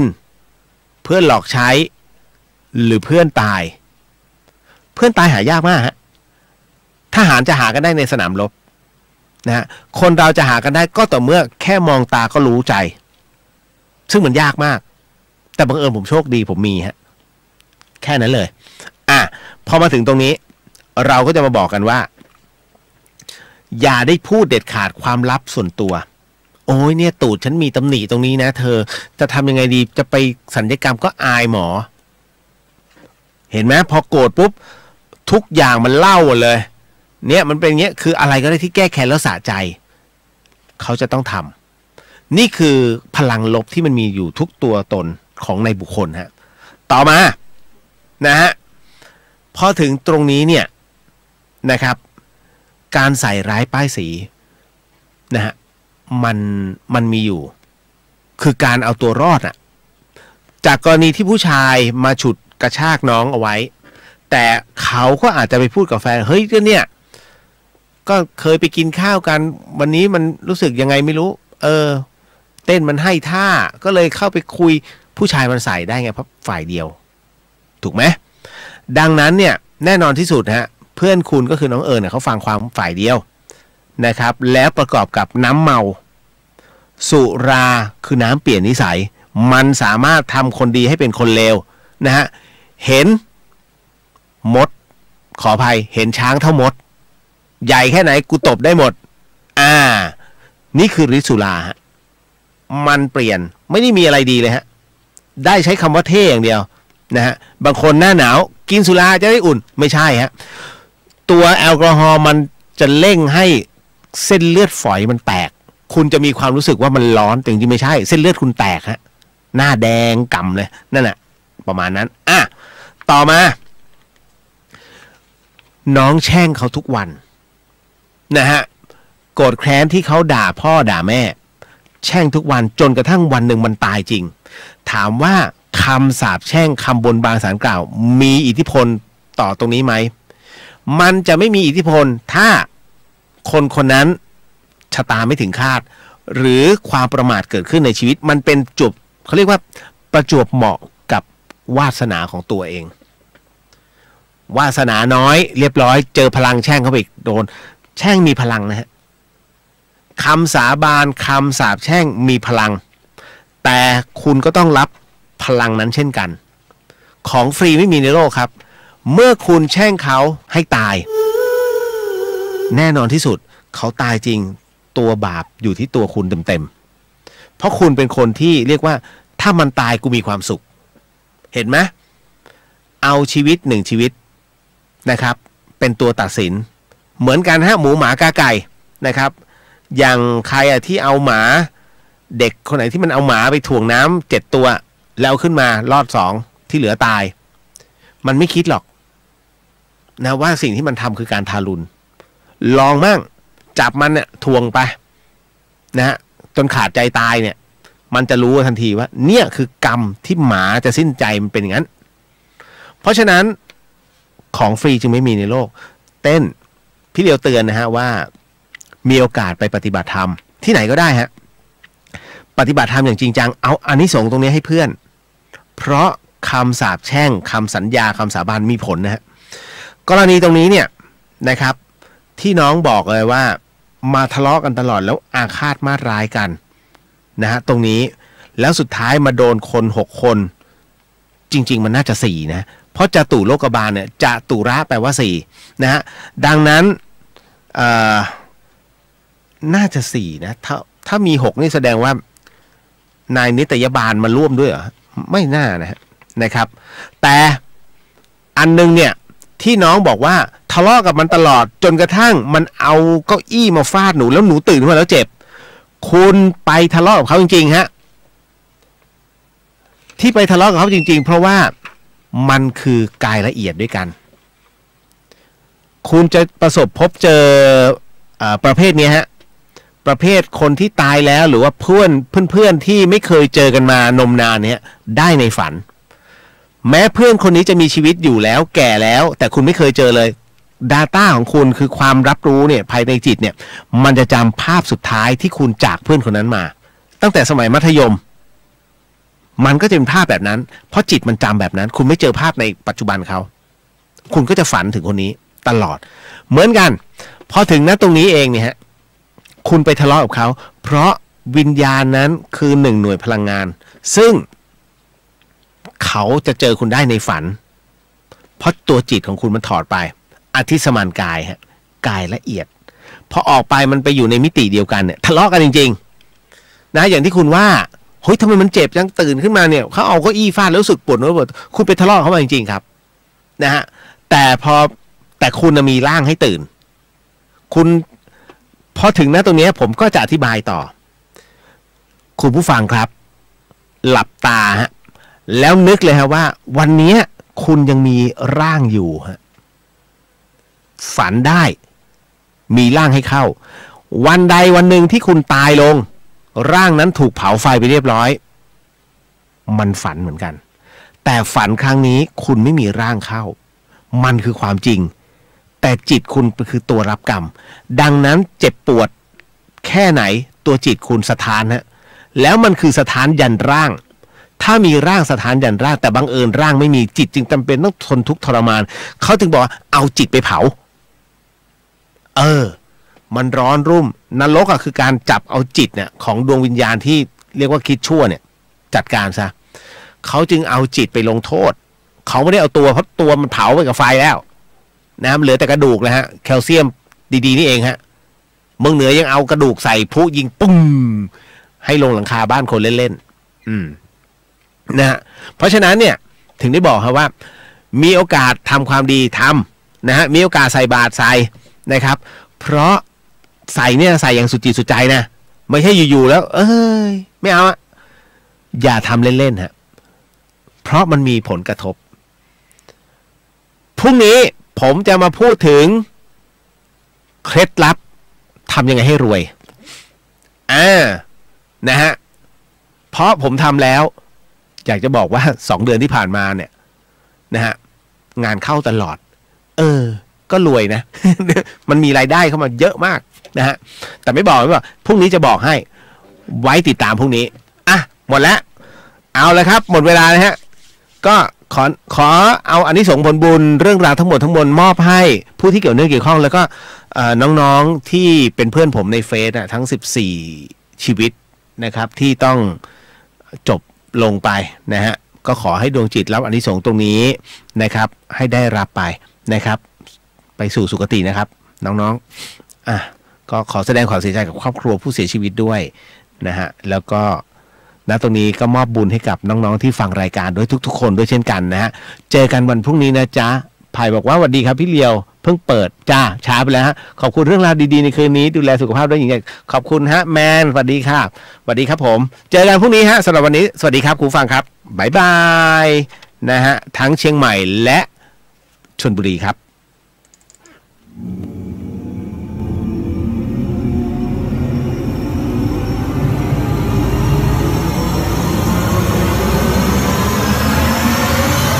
The Hien